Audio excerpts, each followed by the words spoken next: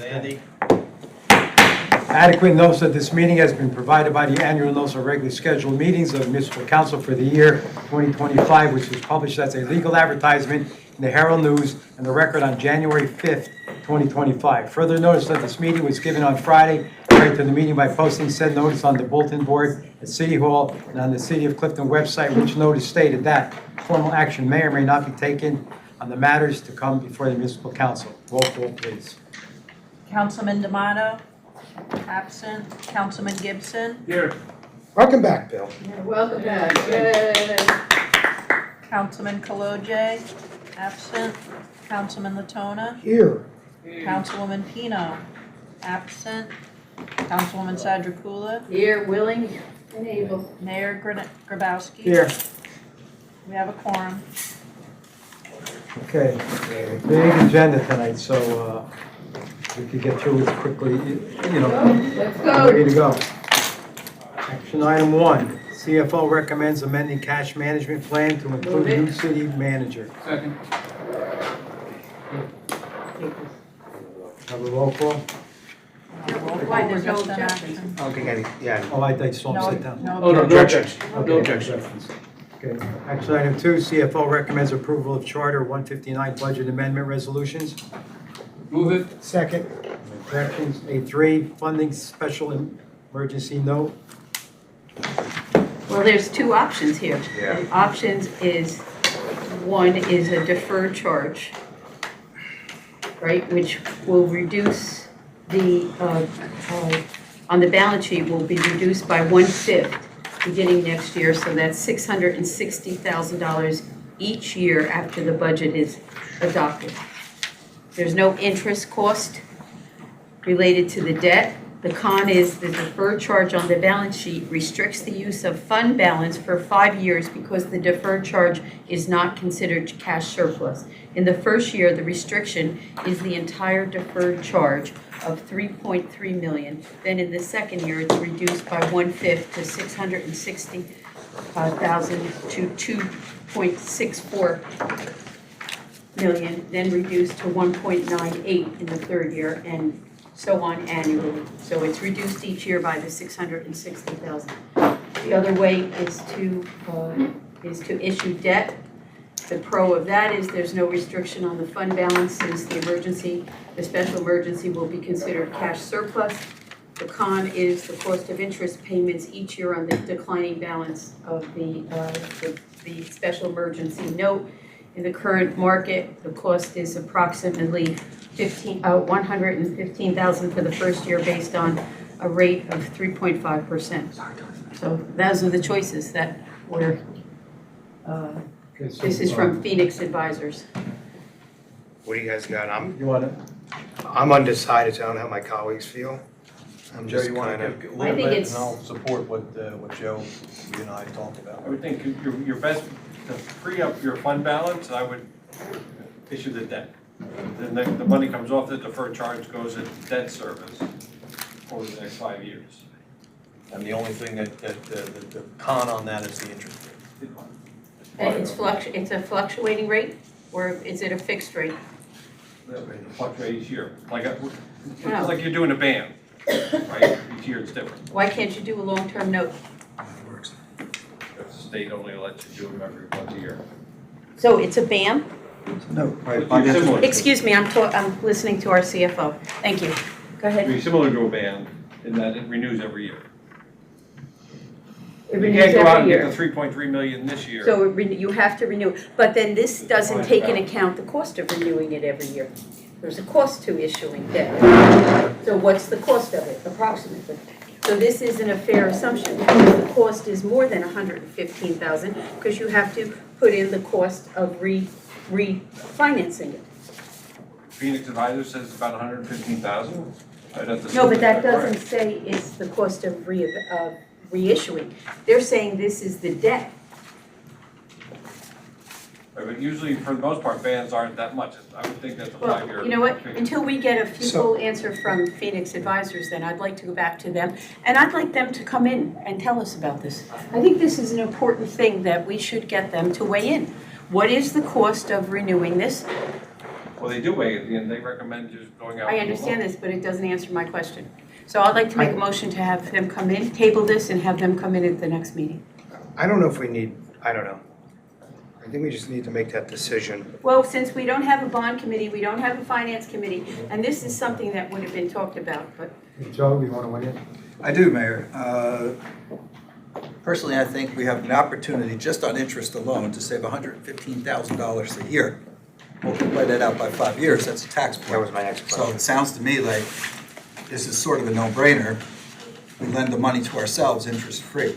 And so if a motion is required, I'll make that motion to not do it as a ban or as a note, and instead self-fund it.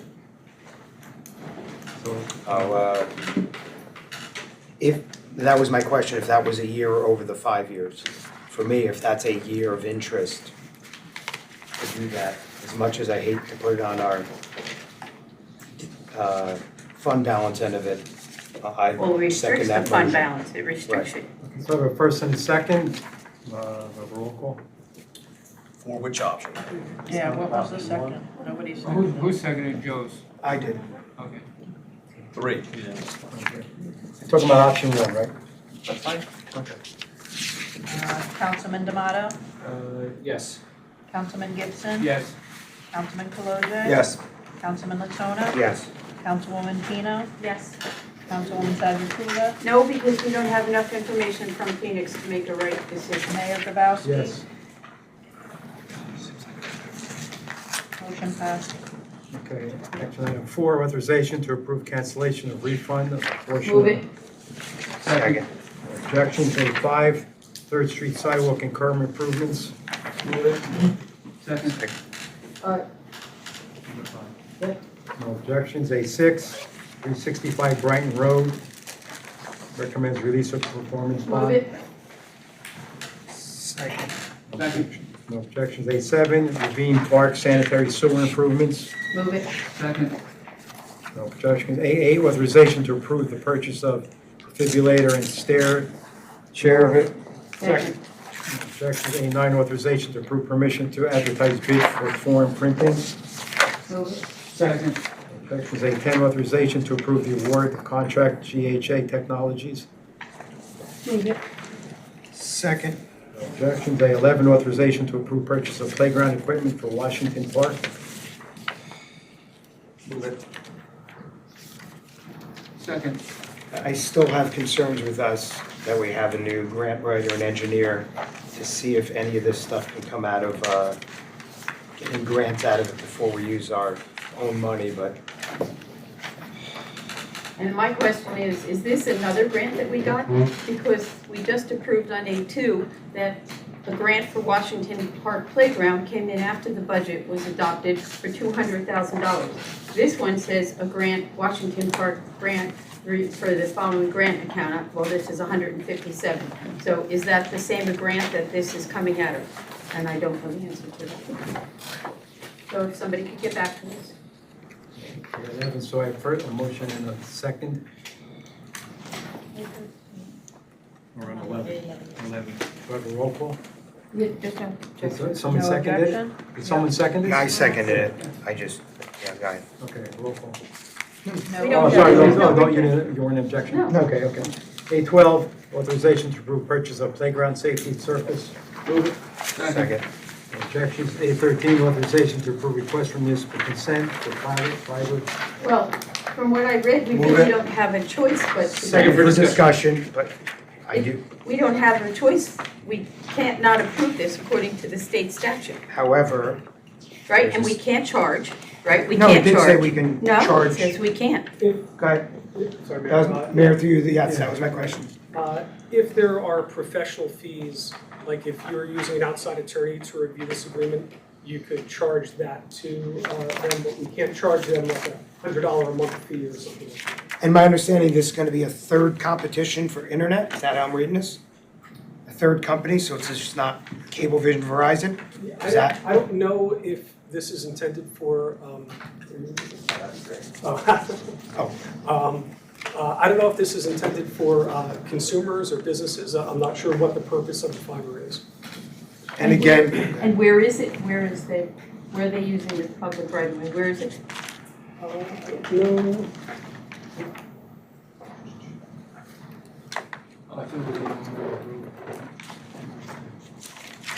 I want to make sure, because I,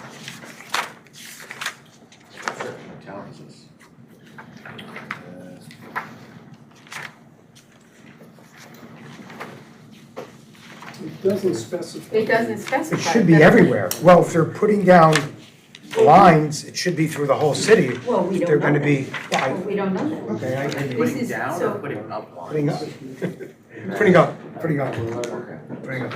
it doesn't say. Yeah, it doesn't specify. They would have the right to run them on any of the public utility poles. But we don't own we don't own the utility poles.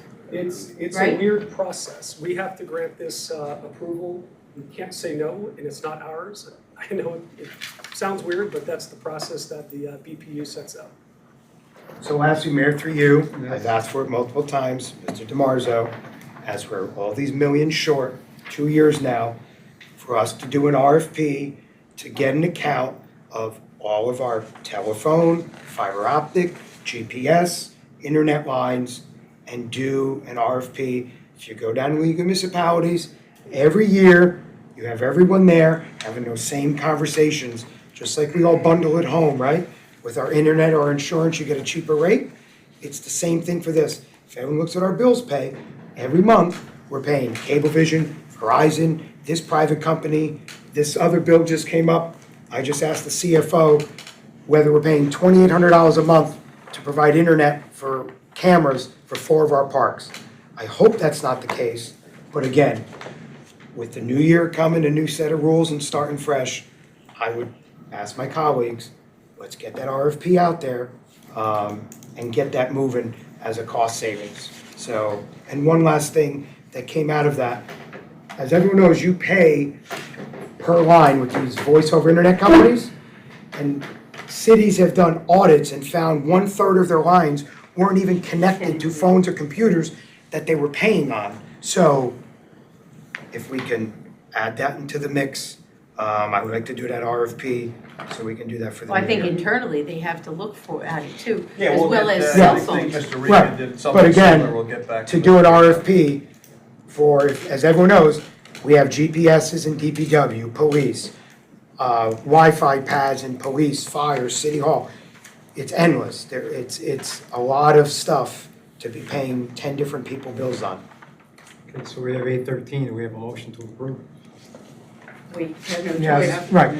Yeah, second. Move. Motion, we have We had second. a first Okay. and a second. No Yep. objections? 8:14, authorization. Move it. Do I have a second? Second. No objections. 8:15, authorization to approve rejection of bids for City Hall fuel station. Move it. Second. And I still think that Tony's, I we just don't have to bring it do up. this. Tony, you've been asking how many times to go to, first of all, we have filling stations at the firehouse on Main Avenue, and we have it at DPW. If we don't, I mean, this is an outrageous amount of money, see what an arrangement would be with a local service station. Fuel cards. Fuel cards, right. So, again, at this cost of $750,000, I want to remind everyone, it's out of warranty, but there's nothing wrong with it. For one, why it got thrown on our plate now when we're in this budget problem is beyond me. And so that's for one. For two, again, I worked at FedEx 20 years ago, corporate company, they used to have on-site gas stations. The fees and the costs with environmental, digging up, they went and moved their fleet to gas cards. So, and my biggest concern is digging up the ground.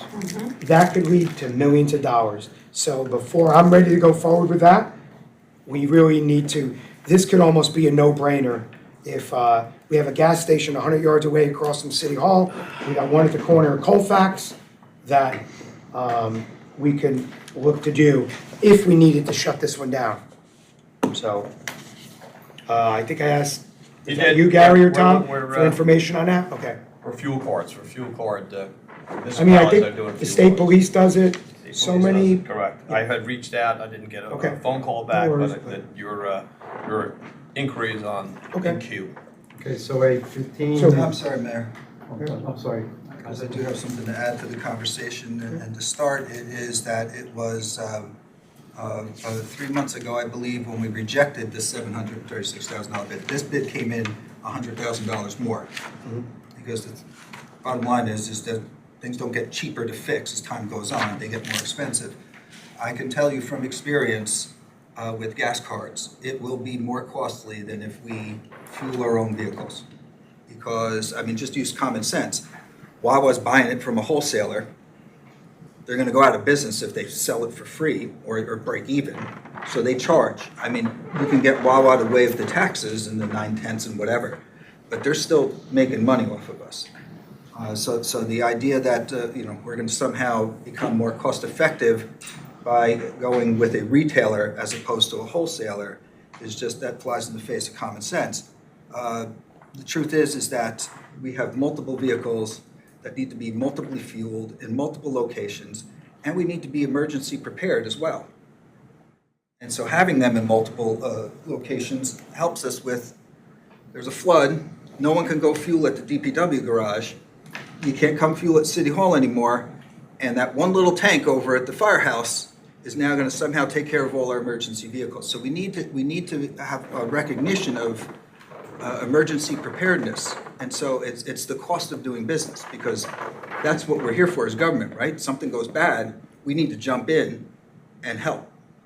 And this is part of what makes us able to do that. Mayor, Yes. and having locations all over town helps prove what I'm saying, that I agree with you 100%. So if you had gas cards and you had a flood on one side of town or a power outage in Athenia, there's multiple other places to get gas. As of now, you don't have that with the locations. And again, if, I don't know what the gas price is, maybe that's the case, but we don't have that answer. So I don't know what we're paying right now for fuel. If we can get that answer of what we're paying right now and what our fuel cost would be minus the taxes if we used a retailer.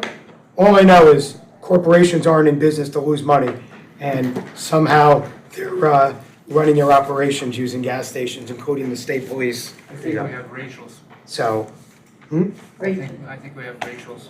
Yeah, they just passed that along to the consumer. You're right, they're And, for profit. If I'm not mistaken, I thought it was $3.19. Okay, so and if that ends up being the case, I'm okay with it.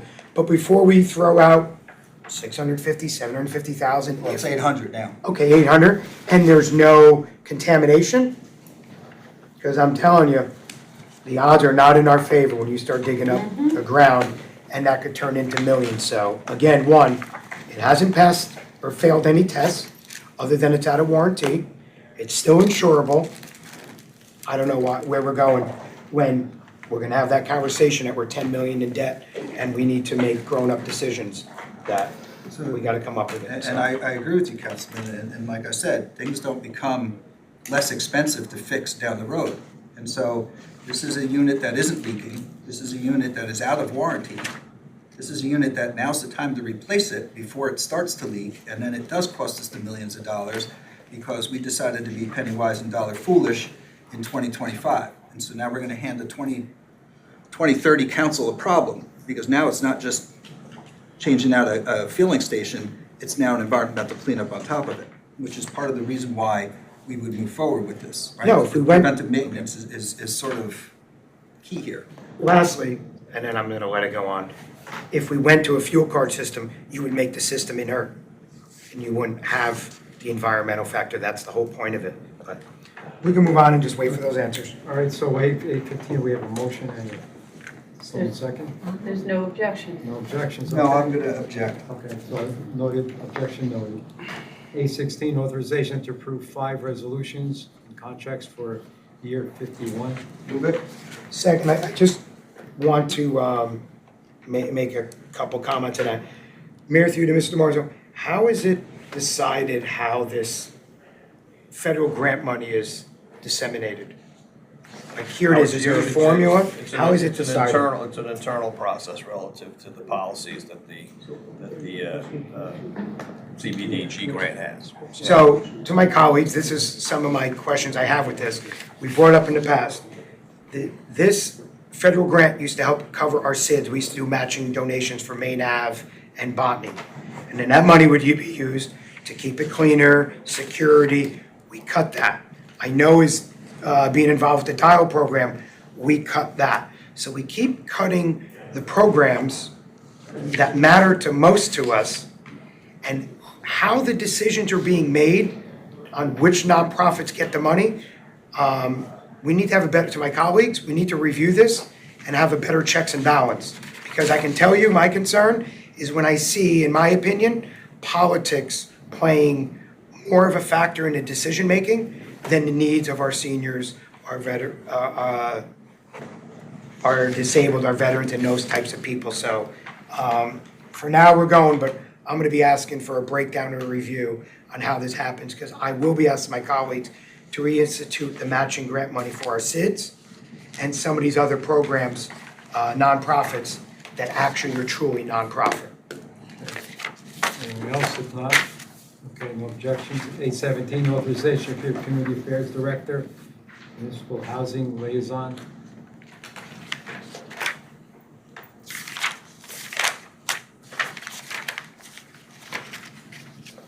So Mayor, I'll move it just so that we can vote it down and move on. Need a second. Second. Any objections? Do a roll Yeah, call. roll call. Okay, roll call. Councilman D'Amato. No. Councilman Gibson. No. Councilman Kalojay. No. Councilman Latona. No. Councilwoman Pino. Abstain. Just to let you know that this particular, We're in the middle of roll call. That's ready to wait with roll call. well, I know, just gonna give you the caveat. Councilwoman Sadrikula. No. Mayor Grabowski. Motion failed. Okay, let's, I mean, I think it doesn't matter what you say. Yeah, I guess so. We're going to discussion items, and the first one is 2025 Municipal Best Practice Inventory Questionnaire. For one thing, I would like, I wish that this had pages numbers on it, because it's kind of stupid not to, first of all, every document should have page numbers and dated, but there's a lot of things that are not answered. Yeah, that was my question. There's a lot of ones that don't have answers. My concern is, in terms of like the lead, we've gotten grants. If, one question it says, has your municipality identified rental dwellings that have experienced tenant turnover since July 2022? Have all those units been inspected prior to reoccupancy? The answer is no. I don't know, you would have asked the municipal housing liaisons, but they canceled that. I mean, there's so much here that's not answered. I mean, you know, it's, and some just don't have any answers at all. Wait, so that's my first And question. I don't have a page number, but this one is, requires an urban renewal entity, which the municipality has a financial agreement for payment in lieu of pilots, its pilot taxes under long-term tax. Its auditors reports to the mayors and governing body. Does your municipality enforce the annual submission of urban renewal entity audit papers and review those papers? It says yes. Well, can you please provide those to the council? Because I don't remember ever seeing them. Which number was that? There's no numbers. Oh, there's a 56, 56, sorry. And then Well, can 057. we ask real quick? Yeah, Joe's Joe. here, the CFO on that? 056.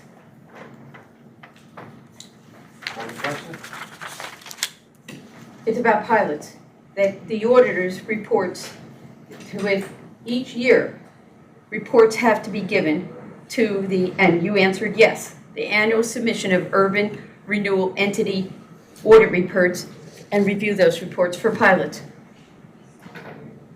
Right, for pilots, it goes to the tax collectors. We're actually in the midst of an audit of. Well, can you provide them for us? Provide it from last year. And is this year's done? I think they're working on it now. Who's they? Tax. Okay, can you get us last year's? And then, to go off of Mary's question, how could questions not be answered? You don't have to answer every question? Yeah, here, 64, 65 has no answers. I don't know why, because when the printed, there weren't all answers. Here's another one. 50 has no answers.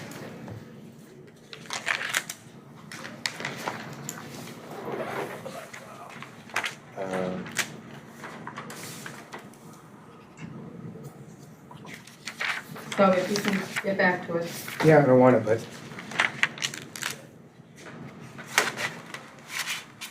And again, I have a real problem with the lead.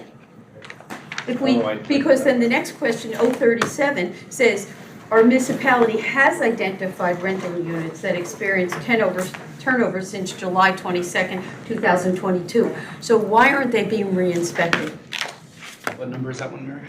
37. So 35, they answered that we haven't re-inspected these units prior to re-occupancy. Why not? How many people do you have in the, we got grants for it, we have tons of people to do it. So why aren't we doing this? And then we have 2,128 of lead inspections. So if we can get that answer. Any other discussion on this one? No, that's all I have. Okay, Discussion 2, flea market fundraising. No, I have some, yes, Mary, and so going back to 50, because I needed to file a report. This printout stinks.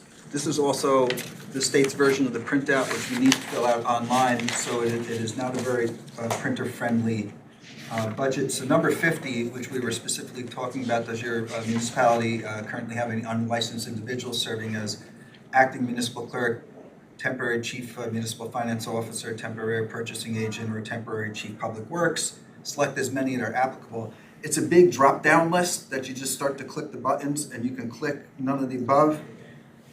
It's bigger than what it appears on this page, and so my guess is from a printed, we answered this as none of the above. But it cuts off the. But it cut it all off. Yeah. So, I don't know the other ones, but I would assume that they are probably similar in nature to what the state has us fill out in order to put in the best practices inventory, and then their printer-friendly budget That makes sense. is completely worthless. I just want to look at some of the items where we actually answered no to and lost points on. We can start with number 1, which was accumulated needs should be funded annually, and we cut that from the budget this year. That's why we had to answer no and lost some points. Number 2, regarding the storm trust to ensure consistent availability of funds, I believe we were able to answer yes to that, but again, we also cut any funding for storms, and we're relying now strictly on the trust fund to cover us for storms. And as the best practices explains, the whole purpose of it is to make sure that there's a consistent availability of funds for this purpose. And so the fact that we went with $0 to budget for storms, it goes contrary, even though we can get a yes because we have it, it goes contrary to what the best practices is trying to have municipalities follow. Question number 3, obviously we didn't introduce or adopt on time for the 3rd year in a row. And then I just want to bring everyone's attention to number 14, because I'm going to make this pitch when we get to our budget. Question 14 asks about when purchasing new vehicles, does the municipality have a formal policy for purchasing hybrid or alternative fuel vehicles whenever such vehicles are suited to that intended use? And so I'm going to recommend to our colleagues as we go into budget season and we start culling all these vehicles that aren't getting used, that we start doing what many other municipalities are doing and start getting electric vehicles. They are highly efficient when it comes to taking care of parking enforcement. They're highly efficient when it comes to going out and doing inspections, because it's all local driving. I could give as an example, I took my family to Ocean City, Maryland for a vacation in an electric vehicle. It cost me $20 to go down there and back, 20. And I'm sure that it would have been a heck of a lot more in gasoline if it was the other way around. So because this is a best practices, and I'm not sure if it was scored, I think it was scored, that's why we got 0 points on it. This is sort of low-hanging fruit for us to take a look at, as Councilman Latona always says, let's make government more efficient. This is one of the ways that we can make government more efficient, because then they won't even need a fuel card. Just gonna plug it in somewhere. And then the last item that I have is best practices, question 32, which talks about health benefits and agents for health benefits and the ability to go out as a unique 32 you said? service. 32? 32, yeah. Extraordinary. Yes, thank you, thank you, Gary. So it says that broker fees are dependent upon the amount of health insurance premiums or paid fees. Municipality might be vulnerable to abuse, as brokers could face conflicting incentives for lowering health insurance alternatives. And so I just want everyone to have that fresh in their mind, because we're going to be discussing that later today. And we have two proposals, one that is a flat fee and one that is going to charge us on a percentage. And I would hate to see us turn this half a point yes into 0 points and no next year. That's it, Mayor. Can we just, I got a couple thoughts. Can you go back to that one, Joe, on 32? Mhm. So this is saying it's better to go with a set flat fee Correct, than commission, is that what you're saying? right, What are we doing now? flat fee, We're doing a flat fee. Mhm. Okay, so we answered yes because we do a flat fee. correct. Okay. But if we switch between the two that we were looking at, that's going to turn into a no in 2026. Gotcha. And then if we can go back to. I don't think that's true, but first of all, that's a confidential item, so can we please keep that as confidential until we do it? Thank you. And then lastly, can we go back to number 1? We do have a accumulated absentee trust fund. Yes, but it should be annually funded, and we didn't fund it this year. That's why we had to answer no. Had we put in $1, we would have been okay. Well, who on the council said not to put anything in it at all? The majority voted to cut it. It originally had $100,000 in the budget. Okay. So that being said, last year we passed a motion where I know Joe's back here. It's been asked more than once. We passed a motion last year that the payouts out of the absentee trust fund come on the council agenda. And then it hasn't been happening since we passed that motion 18 months ago. And I've asked for a copy of all of the accumulated absentee payouts since then. Mayor, through you to Mr. Guntz and Mr. DiMarzo, can we have that again for next meeting on all of these payouts that are being paid in 24 and 25 since we passed that motion? And the motion was to put them on the agenda. So I'd like to see them on those payouts, because just to read off of this, it says, and this came up last meeting with the forensic auditor. Does your municipality does not offer for any employee hired after a certain date payouts upon retirement for your accumulated sick leave? I know that came out last meeting, we still don't have that answer. That giving the bonus checks for not using sick leave, if those are authorized or not. We never got a clear answer if we should be doing that. And number 2, it says, according to this question, the second part, no current employee has a grandfathered right to sick leave payouts upon retirement. So even here it says current employees are not grandfathered on benefits upon retirement. That's all I have on that one. I just have one other that I forgot, 52. It says, do you have an extraordinary unspecified service? Isn't that with the insurance? Yeah, so why did we answer NA to this? That's it. You can go on. Whoa, that's a big one. Yeah. What are you saying? Here. It says 52. The purchase of insurance coverage and consultant services, do we have being deemed as extraordinary? If your municipality has procured insurance through the EUS, which we did last year, and this year, exception to public bidding, has your municipality followed the procedural requirements of an EUS in doing so? So we're not following, Well, we are, yeah. well, how come It we says answered NA. NA? So, again, Mayor, you done, Mayor? That's one point. I just want to remind my colleagues, before this council. Joe's right here. Okay. Why did you answer NA to that, Joe? The insurance last year, we went out for Oh, no, than the EUS. Oh, no, we didn't. It says right on the document from last year, we went through this extraordinary unspecifiable Put a service. committee together and they did a Yep, rating committee, system. yep, absolutely. I We can remember. pull the tape. So that was, see, so for the public and everyone to know, these reports that go to the state are pretty much the honor system, because there's no checks and balances. I can pull out my wonderful binder that everybody knows I have, and I have some of these from years past. Because they just go to the state and they're the honor system, there's no checks and balances, because there was inaccuracies on some of the ones we posted in years past, because one of them was, did we go out to bid for healthcare services or something, and we answered yes, and if I remember correctly, we never did. And, I thought we were supposed to see this before it went Right. out. And Is one that what last we- thing is, Right? for everyone to remember, before this council, this never was put on the agenda as a checks and balance for us to even see. So the public knows, as we talk about transparency, That's not accurate. okay, That's not true. No, Okay. that's not accurate, because the state requires, actually, the clerk needs to sign off on the submission, and she needs to put down the date of which it will appear on the agenda. okay. So to Well, say if I that that's remember, not happening. if I remember, we weren't getting it, but okay, if you say so. So, Okay, we're good? Yep. Okay, So just to, because Councilman Latona had asked about the compensated absences, and I'm very interested in seeing that report too, but I pulled up the document that we were using back in the spring when we were putting together our budget. So we were charging the trust fund for accumulated absences, and in 2024, we spent $1.3 million. So we have a balance, we started this year's balance at $2.8 million.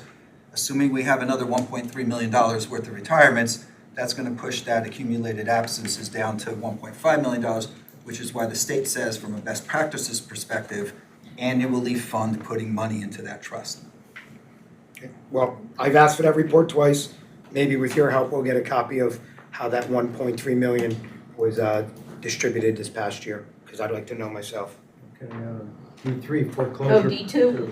Don't miss D2. Oh, I'm sorry, flea market fundraiser. Yeah, I asked for this, and I have to say, this is so outrageous to me. It's a wonderful business model. JC Promotions is a for-profit business. Go on their website. It says they do this across 35 municipalities. For 12 hours of use of our park, and Chris, we didn't get this question answered. You've seen it and I've seen it. DPW picking up stuff. Yes. As well as- 100%. 100%, as well as, I believe that the porta-johns we provide. So they give a donation of $500. This could easily be quadrupled. This is ridiculous. 12 hours, that's $41 an hour. Go to try to rent the Elks or it's a couple $100 for 3 hours. And this isn't to say the wear and tear on the grass, because they pull vehicles on there, right? And if it rains, $500 wouldn't pay for grass seed for Jubilee Park. I don't know how the state has allowed this to go on. It's the use of public property at below market rates For-profit for enterprise. for-profit enterprises. Well, So- when Mary's finished. I would like to, first of all, it seems like they're the only one who does it. I mean, I know they charge at least $150 to $200 per table for these vendors. And it's sponsors and everything else. It's a great, I think we could easily charge $2,000 or $2,500. This is, and charge, not make a donation. We need to come up with rules and regulations for this, because it's got to stop. Taxpayers can't be funding this for-profit business. After Rosemary. So I hear what you're saying, Councilwoman Sadrakula, so I just have some follow-up questions for you. In the memo, as you can see, it says here that in the partnership that they've had to date with JC Promotions, that they've raised, or this partnership has brought in over $81,000 to the rec center. So with that said, and you may very well be right, this does seem, when you look at it at first glance, very low, $500 per event. So I guess my question to you is twofold. What if the rec center goes back to JC Promotions and say, hey, our rates are gonna go up, moving forward, it's $2,000 per event. Because in the memo, it does state that Rec has done the due diligence and has looked around in other cities, and that's what JC is pretty much paying in other cities. So if JC Promotion says, I'm sorry, we are gonna have to take a step back from Clifton, then I guess my follow-up question to that, to you is, we then do what? Just say thank you, but no thank you, lose the revenue, because this is at least revenue that we're getting steady. Now, I don't know if you know what goes into actually putting one of these events together, but it's not as easy as just getting vendors and getting sponsors, right? And then there's other things that go into that, and weather, and it's a whole production. So I can appreciate, right, that it does seem, and it may very well be, and this could be all moot point, we go back to JC and they say, okay, Clifton, is that valuable to us, we'll pay that. But what is the contingency plan in the event that they say thank you, but no thank you? Do we just say, well, no revenue and lose out on this? I'm Well, just curious. First of all, I don't believe the $9,050 is all from JC, because if you read the sentence, it doesn't say that. The next sentence says they donated an additional $500 for Did you answer my Candyland. question though, Well, Councilwoman? I'm answering your question. I'm sorry, but I'm not for sponsoring for-profit businesses. I'm just I'm not- asking for the contingency plan. I think we need a committee to, and wait, let me go back to Candyland, because Tony said, wait, excuse me, this is my time, I let you talk. Well, wait, you're just, oh, of course, here we go, point of order, Councilwoman, point of order, she's just asking point of you- order, point of She's just order. asking you, what would be your plan if they say no for the revenue? That's all she wants to know. What would the plan be? The way we solicit other things. Like Tony said, we you know, had, again, okay, Mayor. point of order, I'm not talking, right, it's can we just let everyone ridiculous. speak? You just say Wait, point of order, you let her stop, and that's it. It doesn't matter, Okay. I'm tired of it, Chris, take your 2 minutes, Say I everyone don't get want their to 2 minutes answer and the move question. on. That's what We're it- talking Tired of about it. something minor. tired of it. I had another question, Okay. because this is technically a donation for them. I don't know if any of our attorneys have the tax knowledge for this one, but are they able to write that off in No. addition to the fact? No? They're not able to write that off? Why not? You can't write off donations to municipalities. Okay, well, good. Philly. It's still too low, but. So they said about $2,000. What happens if they said 500, so why don't we just raise it to 1,000? You know, everything goes up these days, we're all talking about how things go up. Make it, For 12 hours? make it affordable. Okay. Yeah, because don't forget, we have the DPW that has to pick up the garbage. But that's not included in here, we don't know what that So, costs yeah, us. but we're getting 500 now, so let's make it reasonable. Even Okay, if but it what makes, Rose is saying is, what if they say, sorry, we're pulling out, all this extra revenue, we just don't get anymore? That's. Or some other company make it. Yeah, that's what she's saying. I'm just saying it's I'm easy going to tell you for, now, for the 500 extra dollars that they're gonna do, they're gonna do it in a heartbeat. Yeah. Okay. Can I get, Yeah, guys. it's my turn? So just to go off that, if it is only 50 tables, I think it's more, because I've seen it before, that means we're getting $10 a table on the city's end. And I don't know how long we've been doing this, but I'm pretty sure the It says vendor. 27 years. Okay, if that's the same amount we've been getting for 27 years, I don't know. But if it is, I'm pretty sure the vendor isn't charging the flea market vendors the same amount from 27 years ago, or 20 years ago. Yeah. Yet we're still getting the same. And just to go over it, I don't know if it was Rosemary, me, you, and Bill, or me, you, and Joe, and the 4th of July committee, when we got together, we were charging vendors that had thousands of people at the 4th of July picnic, $150 fees to sell food and water, which was so grossly off that even when the rates went to 600, people were still fighting over us to get a table, correct? yes, Right? yeah. So, to everyone, the fees were so low that they literally were charging, we were charging less than the flea market people were charging for a table at a flea market of a few hundred people. And we raised those rates, we quadrupled those rates, and still had more people, vendors, than we could get. We had to beat them off with a stick. The question is that if we were gonna raise it to 2,000 and they said, okay, take care, we're not gonna come to Clifton. Okay, what's plan B is what the question. We asked for another, I'm sure they're not the only ones, or we can ask for someone come in, and I don't wanna go to the point of doing RFP, but we can ask for there's other people that do this, I'm sure. I That'll think do a whole when lot we- more than $500. And I think Well, we that's have to what I'm make sure, because as Chris said, what's the cost of our DPW? We have to cover cost. $500, I'm sure, is not covering it. And you're right, I doubt that this has ever been raised. So do you want to look at making it 2,000 or go out and find sorry. another vendor? Let her. Sorry, go ahead. Yeah, she's Thank you. fine. All right, first of all, it's my understanding that DPW is working the parks regularly, especially on the weekend.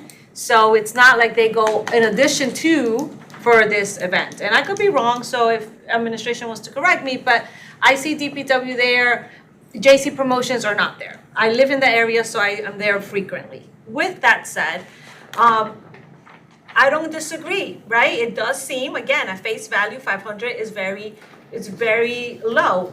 And they may come back and say, great, sure, 1,000 is nothing, or they may come back as not. My concern is that council has had a history of coming up with these ideas and just telling administration to implement with not understanding what it takes to implement, or even giving administration a backup plan. So I'm just trying to get direction, because yes, there may very well be another JC Promotion out there in the wings, but there may be not.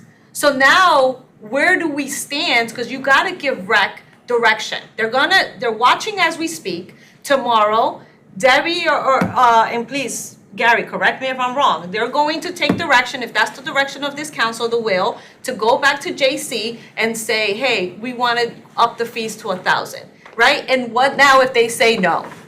Okay, we need to give them direction. Do we say, we're gonna pause and just say goodbye and go find someone else? And what if they don't find someone else? And who's gonna stay on top of this? Oh, and by the way, what item was that? That we actually, A17, where we had the liaison for the community affairs director, which, is that the right title? Anyway, like your point right now you made, Tony, with regards to the 4th of July. I don't think anyone honestly understands what it took for that event to come together. But myself and Leanna and Lauren from the health department that were at the forefront of that. We brought in all that, but it wasn't done overnight. So for us to sit here and just say, well, it's this simple, it's not. And you're setting administration, staff up to fail, and you're setting us up to fail, because now we have a reduction in revenue, because we all think that this is super easy. And if it's not, can we just come up with a plan, a contingency plan? That's all I'm asking. So what is that? What is the direction? Quite frankly, I think that if we raise that $500 for, what they have, 27 years? 27 years? Yes, that's And 27. if they paid the same amount for 27 years, they are not gonna say anything. They got a bargain. I hope you're right. Okay. If not, we can look for someone else if they don't. Is that easy? Councilman I Kaloja. understand that. I'm not looking. Councilman Kaloja. Leanna. So Mayor, I can appreciate where my colleagues are coming from, right? And I think what's important here is that we make decisions that are data-driven, that are based in fact and not emotion, right? Because there's not a single person at this table who would be okay with getting ripped off or seeing the taxpayers getting ripped off, right? There's not a single one of us around this table that would not feel that way. But we need to first take a look at our ordinance. And these people can go and rent that park for $200 for the day. That's our ordinance fee. So the fact that they're giving us $500 instead of coming in and pulling a permit for $200 says off the bat, data-driven, we're making $300 more than we ordinarily would. If they came in and got permit, it'd be $200. This, in fact, is paying us, guaranteeing us, and that, I think, is the point. If we go to the page where it says they're paying us a flat fee, regardless of whether there is good or poor vendor turnout, $500 per event. So that is data-driven. We know for a fact that we're getting $500 whether they have 10 vendors or whether they have 100 vendors. They're required to pay $500. That is the agreement we have with them. It then also continues to say that depending on the weather, we can average anywhere from $500, which is the minimum that they agreed to $800 per event. So clearly there is some sort of mechanism in place for those days when they have more vendors that are there. They are absolutely now kicking in more than what they guaranteed us. All the guarantee is we held the event, it rained in the afternoon, we only held it for the morning, you're still paying us $500, which, by the way, by our ordinance, you can go and get a permit and rent it for the full day for only $200. Now, the other thing that they explain here is that they checked around with other towns that run flea markets as well. And most of them charge the same $500 flat fee. So to answer your question, if we bump it to $1,000, that just means those other towns are going to look more attractive than we are, because we're now charging double of what they have. They also note that there are some other towns that only charge between $100 and $150 for use of the park, which kind of aligns with the fact that we have an ordinance on the books that says if you're going to rent a park, you can rent it for the day for $200. So as much as I can appreciate the emotion that comes with we're getting ripped off, this is a for-profit company and they're only giving us $500, they're giving us $300 more than what our ordinance calls for. And if we decide that we're going to raise our rates, we are now going to be higher than the other towns that are actually making money off of this. Which brings us back to Councilwoman Pino's point. What is our contingency for losing $9,000 worth of revenue? We asked them first, if they're not in, sorry, go ahead, Chris. Yeah, my question is, what are these other towns? Why weren't we given some of that information? Because I think that also plays a role. Is it a town What with- are these towns? 12 tables and the size of the land? There's no, You know what I'm you don't saying? know the There's a lot size of the different, property. So You know. just saying, most of the towns that I contacted do it, but what are these towns? Are they comparable? Do they have, are these parks more remote or in a suburban neighborhood, or are they surrounded by all of the condos that we have over near Jubilee? There's a lot of And customers I over like there. that, because now we're talking about data-driven decisions, right? Not, oh, we're getting ripped off, there's got to be a conspiracy, someone's getting a wink, wink, someone's getting a deal. No one's saying that. We're just saying we're paying the same amount for So 27 years. I'm totally on board with what you're saying, Chris. And so, City Manager, if you can get us the list of the cities that she did contact and include the dollar amount that they're charging, because it is a pretty broad spectrum, right? $500 is most of them, and a few of them are $100 to $150. But again, if we're going to now talk about trying to change what we want from them money-wise, we need to recognize that we are not in a position of strength in terms of leverage, because they can then just turn around and say, nah, never mind, I'm going to go get a permit to use your park for $200. So we need to, if we're going to do that, we need to visit the ordinance first. A permit to use our park doesn't mean you can then take it and use it for For-profit profit business, right. and run a business, Joe, Yeah, that's please. exactly right. It's not, okay. It's 7:25, let's stop spending time on No, it. listen, because that's an inaccurate. Let's look at that ordinance, That is because I an think you're inaccurate right, statement, Chris. and I need to correct that. Because there are a lot of recreation leagues that rent our baseball fields. There are a lot of recreation leagues that rent from the school district, the basketball courts. Councilwoman. Sorry, John. Rachel's gonna hear me anyway. Legal. And so the idea that we're gonna say that, you know, other for-profit companies are not renting our facilities is just, that's not an accurate statement. And again, from an emotional perspective, I agree with you. And if there's a for-profit company that's making money off the sweat of our taxpayers, we need to fight that. But again, data-driven decisions is what we need to be making here. Okay, so let's get that information. Tom, can you look at that ordinance, because I want to see if you could rent a park for $100 and you're a for-profit business and use our park for $100 to make a profit. That's a quick. Thank you. 87-4, Tom, if you need to look it up. All right. We don't want it now, we just want it. No, I'm just saying, I'll save you the trouble of having it up. All right, so let's go to, Park permit, non-field, all day, maximum $100 for a resident, $200 for a non-resident. you add that in for. Discussion item 3 is foreclosure property list. So, I was hoping to get like one piece of paper with a list of them and not all of this, but that's another story, because, you know, our expectations here are so high, it's unbelievable, as an elected official. So, putting that aside, is this the list from the forensic auditor of the 1.6 million in properties? Is that what list this is? Somebody? Yes, the You were? list that the tax collector has on the foreclosed properties. So, these are foreclosed, we don't own these. No, We own the we lien. own them. We own the liens. So could we sell these properties that are valued at whatever they are? Yes, we can. We can? It's a process.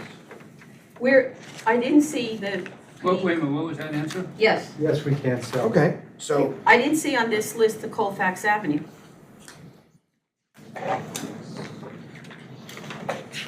Tom, you know, Cambridge Crossings, you know which property I'm talking about.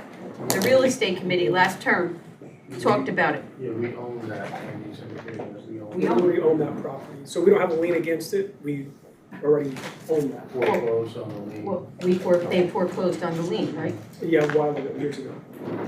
Okay, so can we get like on an Excel spreadsheet maybe, a list of all of these properties that we own the lien, whatever it is, all the properties? So then we can make a decision if we want to sell them, we can look at turning them into some grant for disabled or housing or senior housing, there's so many things we can do. So can we just get the list and not random? Tom, wouldn't we have to see It's us, if we're the problem. if there are other liens? And if there are liens that precede us, we would have to satisfy those liens. Those liens have to, we don't own it outright, we're just a lien holder. Well, if there's a mortgage A or mortgage, something, right, that- exactly, so it's not just that easy, We would have right? to foreclose. Close, we have, yeah, So we just need that information so we can make a decision. Well, you would have to foreclose on the lien, and then if it's 2 years out, or it's not 2 years out, I mean, if there's a first position, second position. So what are you sounds supposed to do, like- just hold them on the books for 1,000 years? Yes, that's what you do with them until what?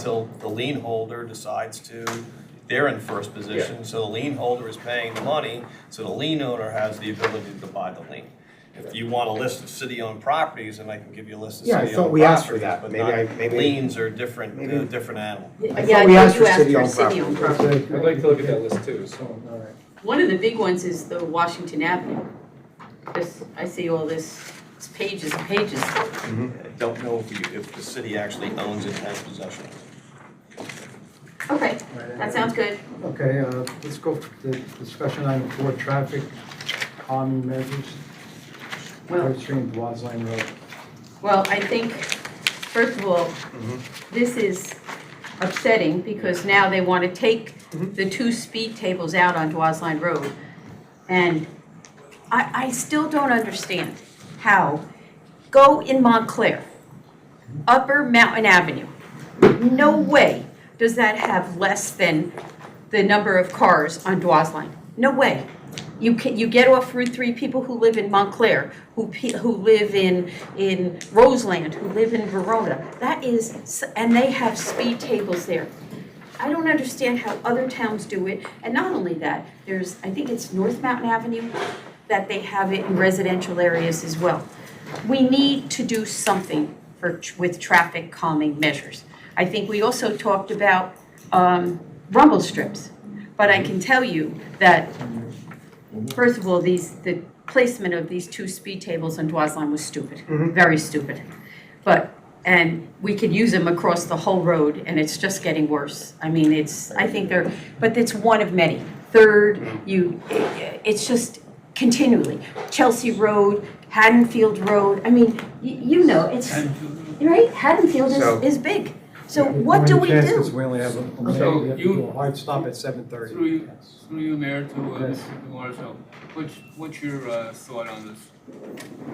On the traffic calming? Yeah, we need traffic calming measures. I would say to have a meeting with, your department heads at a reasonable time, so you can have them answer instead of all guessing and passing information like whisper down the lane, for me to go find something to transmit it back to you, then we'll have Is another the city discussion. engineer on Zoom or available? He was not available. He wasn't available. So I'll be making that motion in the future to have, just like other towns, have the engineer here at meetings to get answers. So let me just ask a couple quick questions, I'm sorry, and then I'll let you go. We have to do a quick stop at 7:30 Excuse no me. matter what. Mayor, with all due respect, we keep wasting more of the time. We I'm got you the just first saying. time. We got you the first time. And we have other things we're getting to I understand, in but- confidentials before some, attorney I tells us understand, at the but last we- minute he's deciding to come to give us some All right. Okay. stuff. So, So I want to hear from Mr. Lardner, because we ask our department heads for things all the times. We got to ask 10 times. We can't get an answer. And then something like this, I want to know where his initiative came to go find, to look up a statute that says we put him in wrong. I'm just And curious. he was there putting him in. I personally So, saw him there putting We him in. put him in, they're there, and then, just like I said the last time, you know what, my colleagues, what's missing in here? Any other solutions? Yes, I Did they, agree. did they write this report and say, here's a state statute, this doesn't work, but we're gonna put in rumble strips. We're gonna take these and put them in another area. So again, I we agree. can't get answers from our department heads without asking 10 times. But every time this governing body tries to solve a problem, they go find some state statute to say, oh, you can't do that. So Okay. I'm just curious on how that's gonna. We have to go into Transpire. confidentials. I want to give Joe a couple seconds. No, we're going hard stop. He said hard stop. And we could come back to this, it's just. No, that's fine, we'll come back to it, because some of the stuff No, that we'll was come said back. here Yeah, was just not that, accurate, of course. and I It's don't never want the accurate. public to be. It's never misled. accurate. We'll come, all right, it's not accurate. Whereas the municipal council deems it essential in the furtherance of the public interest to discuss in closed session as expressly permitted by NJSA 10:4-12, the following subjects to be discussed per the agenda and the resolution. Confidential 1, contract police chief. Confidential 2, contract insurance committee meeting review. Confidential 3, retiree benefits for police department and fire department. Confidential 4, legal opinion regarding the public service parade fees. Confidential 5, litigation, S. Arnowitz et al. Versus City Clifton et al. Docket number PASL 003491-20, Joey's Place LLC et al. Versus City of Clifton et al. Docket number 2:19-CV-20546. Con 6, litigation, Andre versus Clifton Police Department et al. Docket number PASL 2223-24. Con 7, litigation, police officer workers' compensation claim. Con 8, litigation, firefighter workers' compensation claim. Con 9, health insurance broker services. Con 10 has 2 late items, memo regarding proposed ordinance 8042-25, late item, letter from Hartman Doherty Law Firm. Now therefore be it resolved that the public shall be excused and excluded from this portion of the council's meeting to be held on October 7th, 2025, at which time the said subject shall be discussed. And be it further resolved that the discussion held at such closed session can be disclosed to the public on or about the time the matter is concluded. Can I have a motion to go into closed? So move the motion. Okay,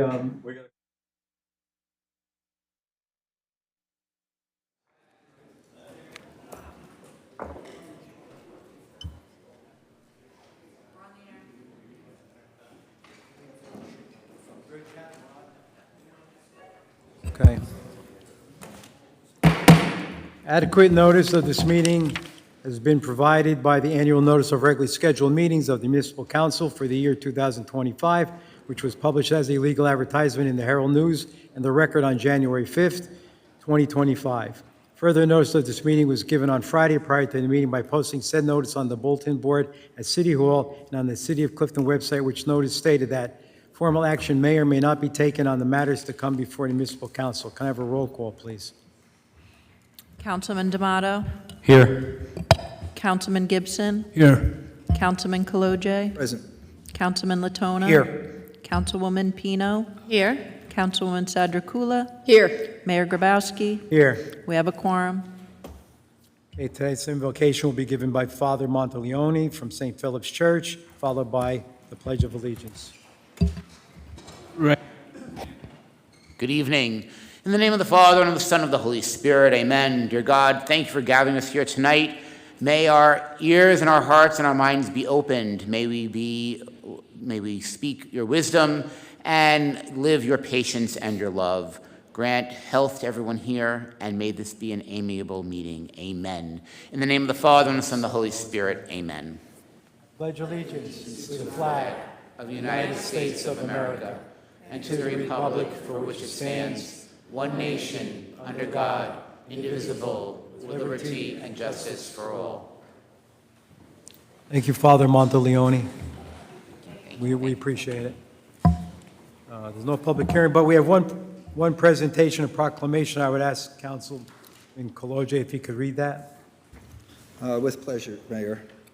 A proclamation, whereas the city of Clifton, New Jersey is a community that acknowledges that a special vibrancy exists within the entire community when it is individual citizens collectively go the extra mile in personal effort, volunteerism, and service, and whereas the city encourages its citizens to maximize their personal contribution to the community by giving of themselves wholeheartedly and with total effort, commitment, and conviction to their individual ambitions, family, friends, and community, and whereas Clifton is the city that chooses to shine a light and celebrate individuals and organizations who go the extra mile in order to make a difference and lift up fellow members of the community, and whereas the city acknowledges the mission of the Extra Mile America Foundation to create 550 extra mile cities and states in America and is proud to support Extra Mile Day on November 1st, 2025.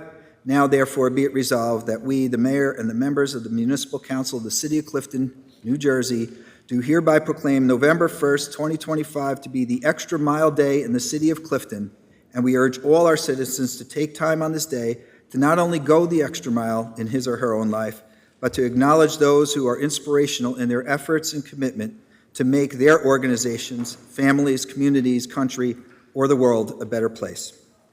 Thank you, Councilman. Kathleen, can we have approval of the minutes, please? Do you want to call a roll call? For the workshop meeting minutes of September 16th, executive meeting minutes for September 16th, and the regular minute meetings of September 16th?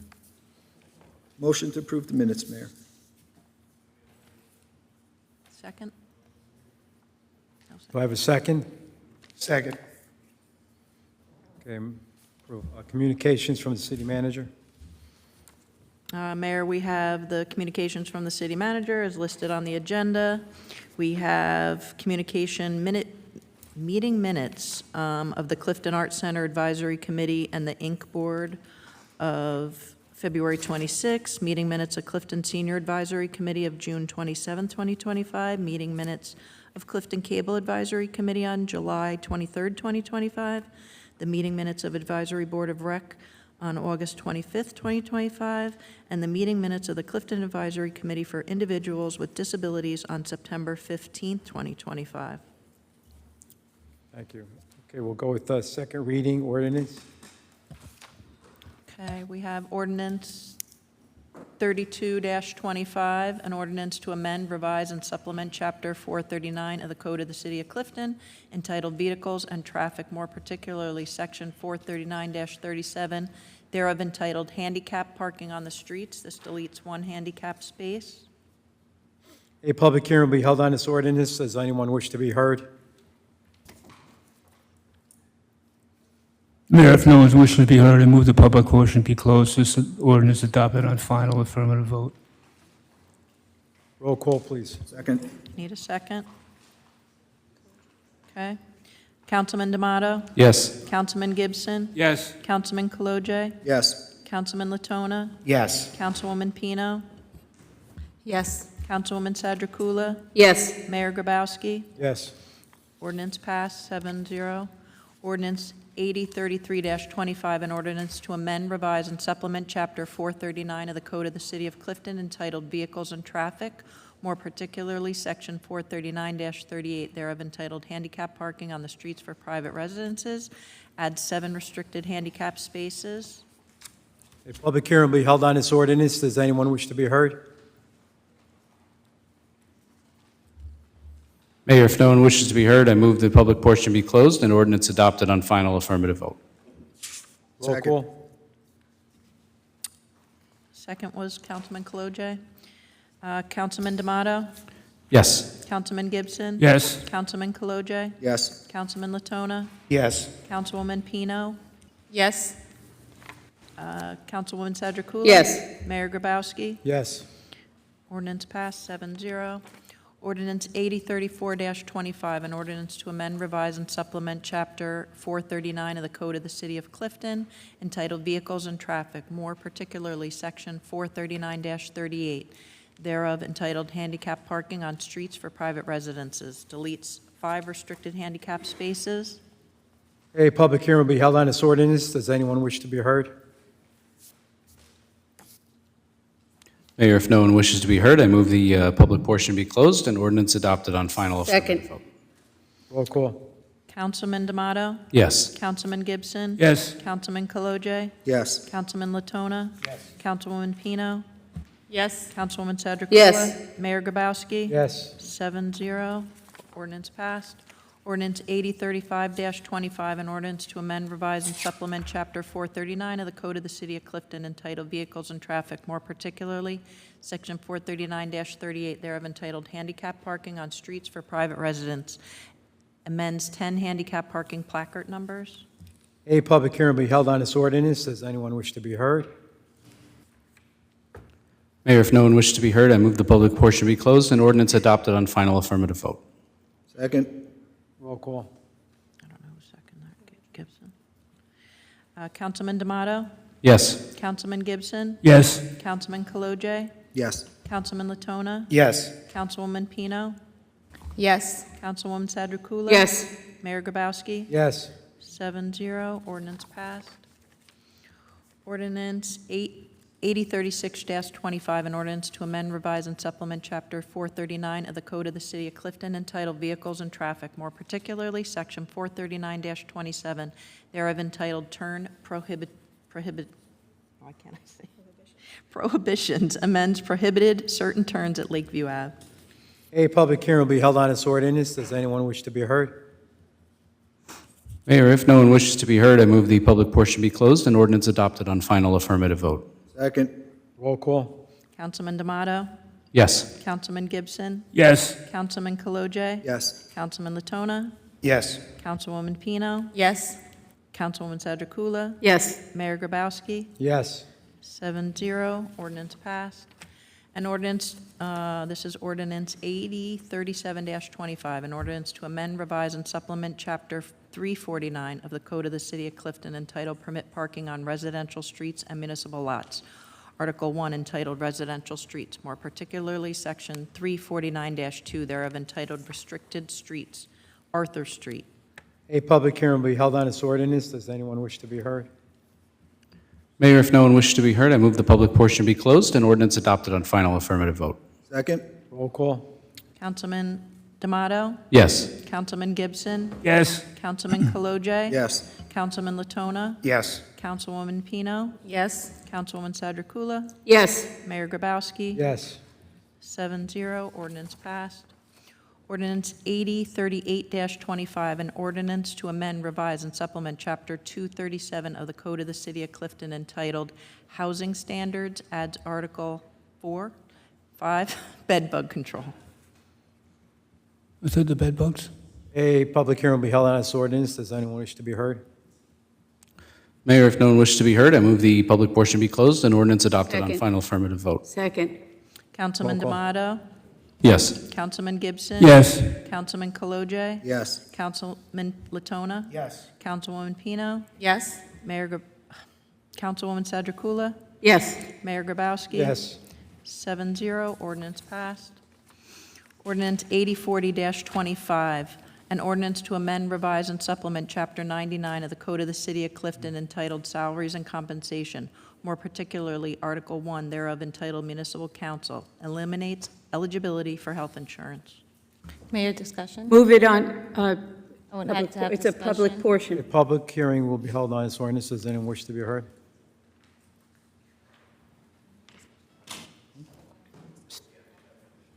Do this.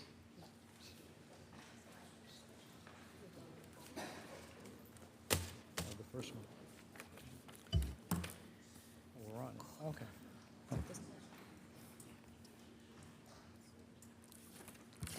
Henry Chelazinski, Clifton, New Jersey. There's been so much back and forth on this ordinance over the last couple of months. Would somebody please take the time to explain to the taxpayers exactly what you're voting on? What this ordinance is doing? Because just the words on the little piece of paper here doesn't explain much of anything. Thanks. Anyone else wish to be heard? Councilwoman? Oh, sorry, Mr. Lill.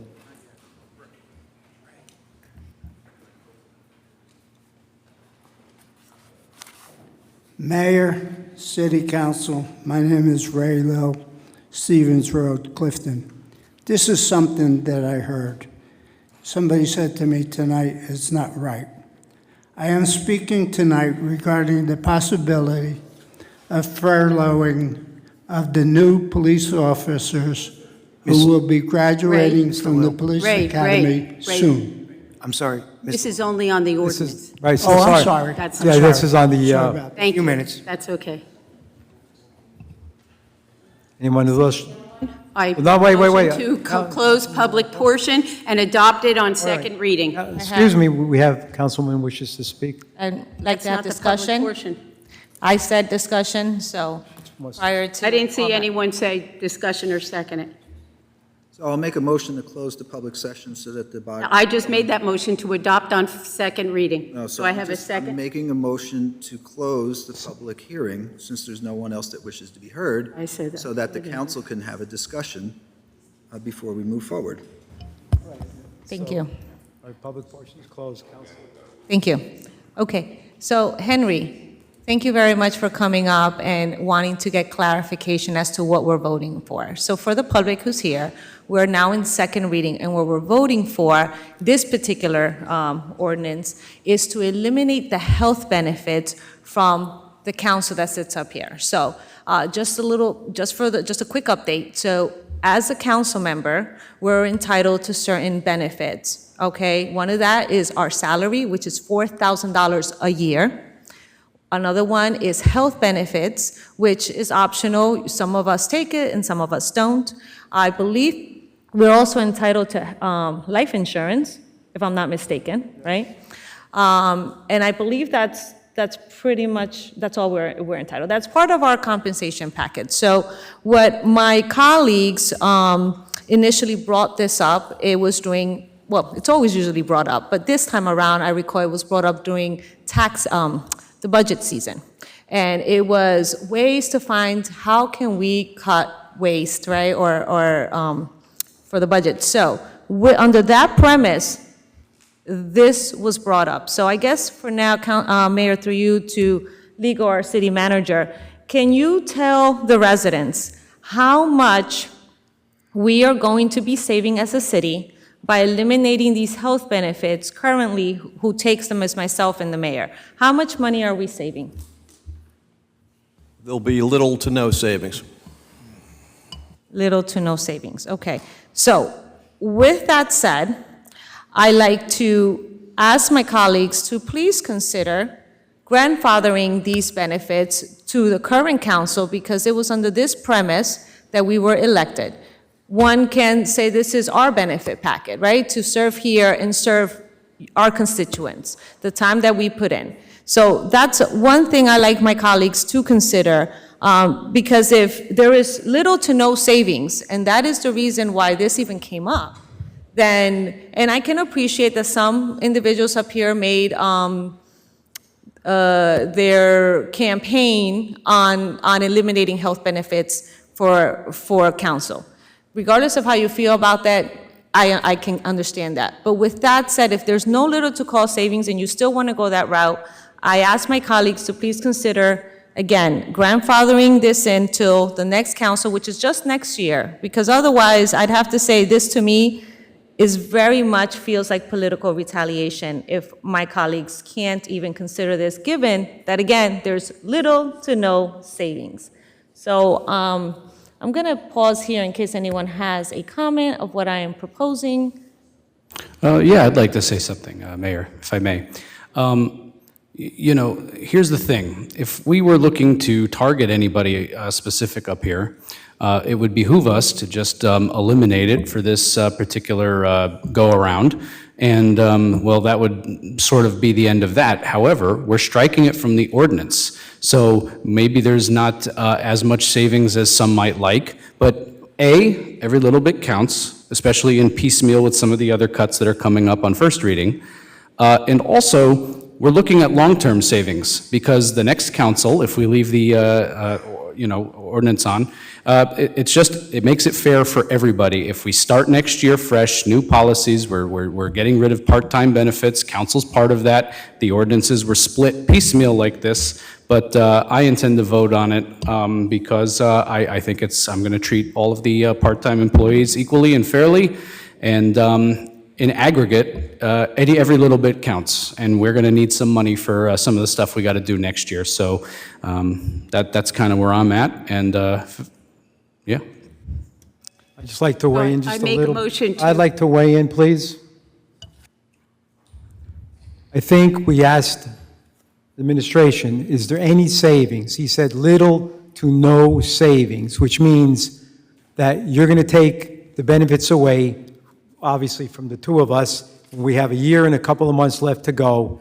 It sounds a little like retaliation back and forth, a little vindictive, because the whole thing is about saving money. If we're saving little to nothing, why don't you just grandfather all of this in? So, and then moving forward, eliminate it for the new people that come on, or we go further ahead with the legal. There's only a few people. So to take it away is almost sounding like you're being vicious, and in essence, it's hurtful to do this because there's little to no savings. So what are you saying to two people sitting up here that were elected with a compensation package of, myself, $4,500 with benefits and life insurance policy? So to say I'm going to take it away, you're not saving anything this year, and it's not going to save anything next year. So in essence, I take offense to the fact that anyone who votes for this I have to take it as a personally.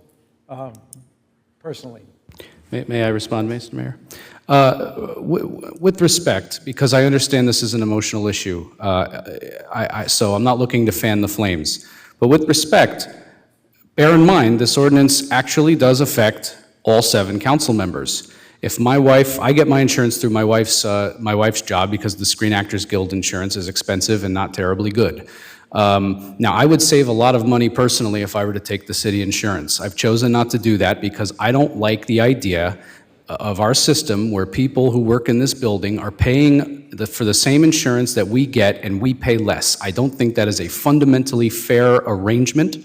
And that also plays into this. Cost savings is one, and I think the fundamental fairness of this. But please bear in mind that if my wife were to lose her job tomorrow, I then couldn't sign on to these benefits because they would be gone. This affects all 7 of us. None of us would be able to choose these benefits. It is a universal council policy, and there's more coming in first reading to apply this universally principled for part-time, which municipal council in our form of government is. So this isn't personal. It's not the most pleasant vote I've ever had, but I think it's the right thing to do. Rosemary? Mayor? Thank you. So, again, going back to, you say it's not personal, Chris. However, I can't see how you can honestly say that, where this is very, very targeted. This is 100% retaliation. And to your point of every little bit counts, well, let's look at that. If every little bit counts, then would you be willing to entertain life insurance? Because I don't believe other part-time employees get life insurance, do they? Legal? No. I don't believe the court employees get life insurance. I think it's just a I'm health sorry, I can't hear you. I don't believe that the court employees get, but there is some provision as well that we're all covered. But every little bit counts. So do other part-time employees get life insurance? I think there is some type of provision where all employees get some life insurance tied to their salary.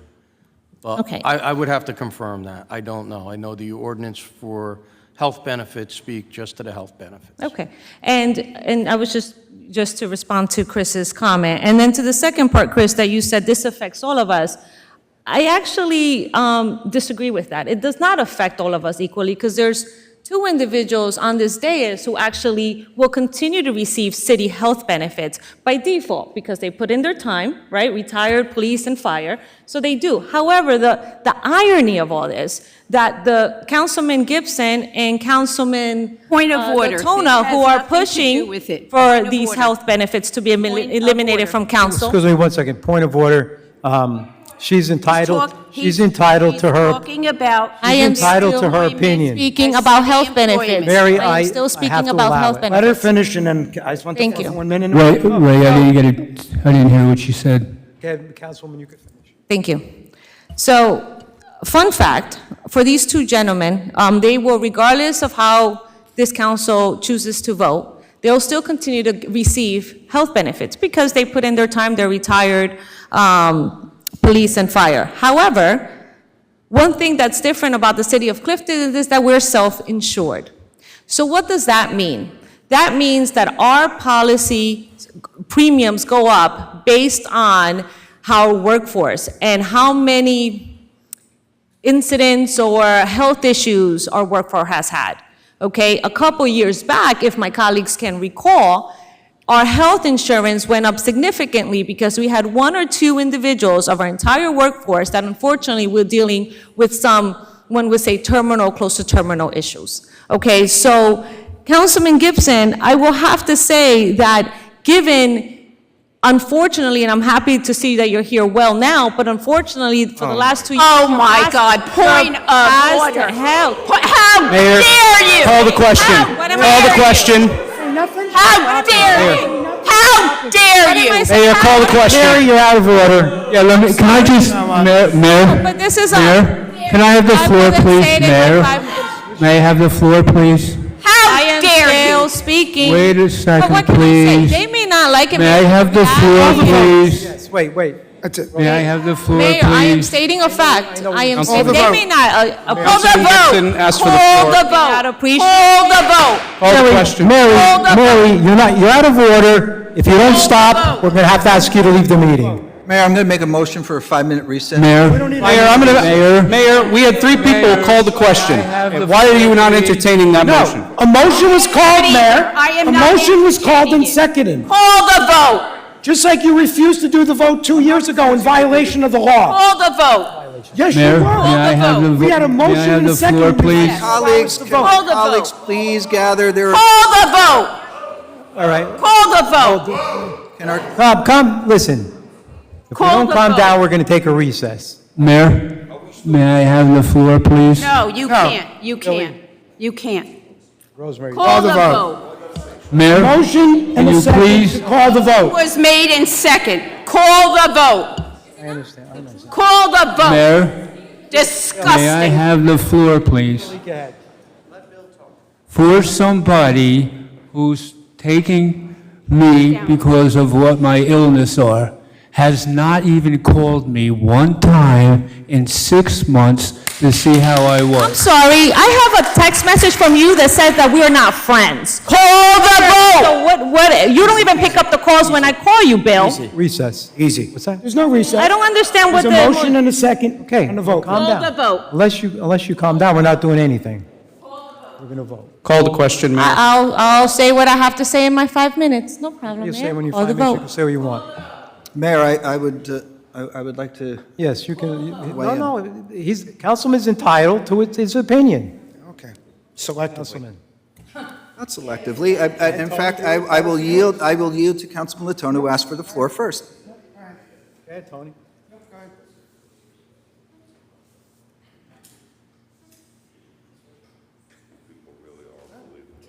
No, you asked first, so, out of courtesy. All right, folks, I didn't plan on wasting much time tonight, but I just want to remind everyone, I know this isn't easy and we're making changes, some of these votes, but let me just go through some of these. For some of us, this started 20 years ago. 20 years ago. And for those of us who ran or started this, we've been brought up on charges, investigations, lawsuits, suspended, our families are attacked, our friends were attacked.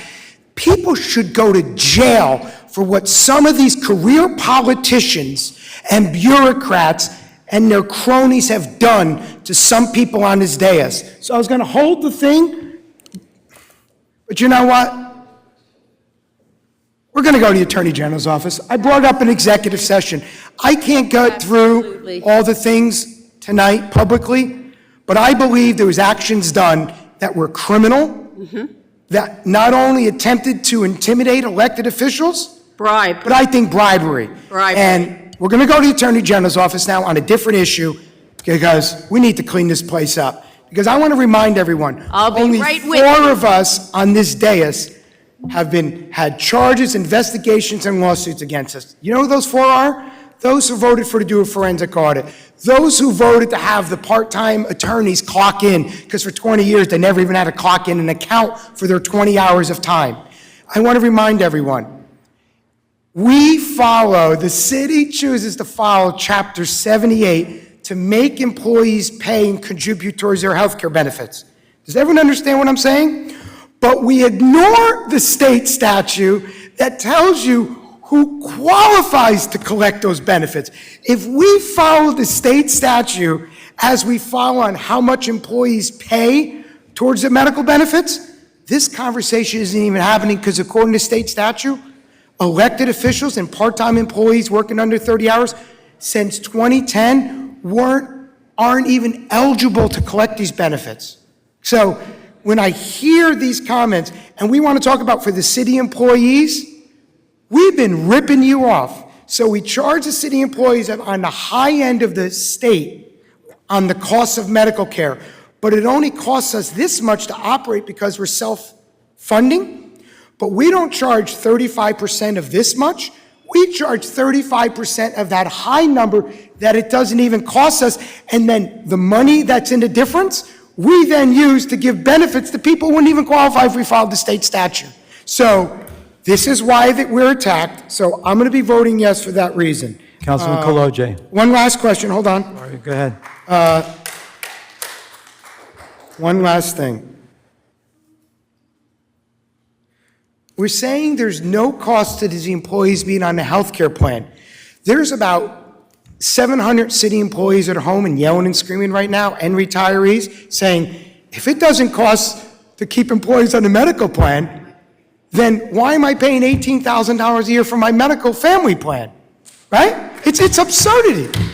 And lastly, to tell people that I put my money where my mouth is, I'm retiring from my military, and once I retire, my military cost for my Blue Cross and Blue Shield, because I won't take the free benefits, is going up to over probably $800 a month.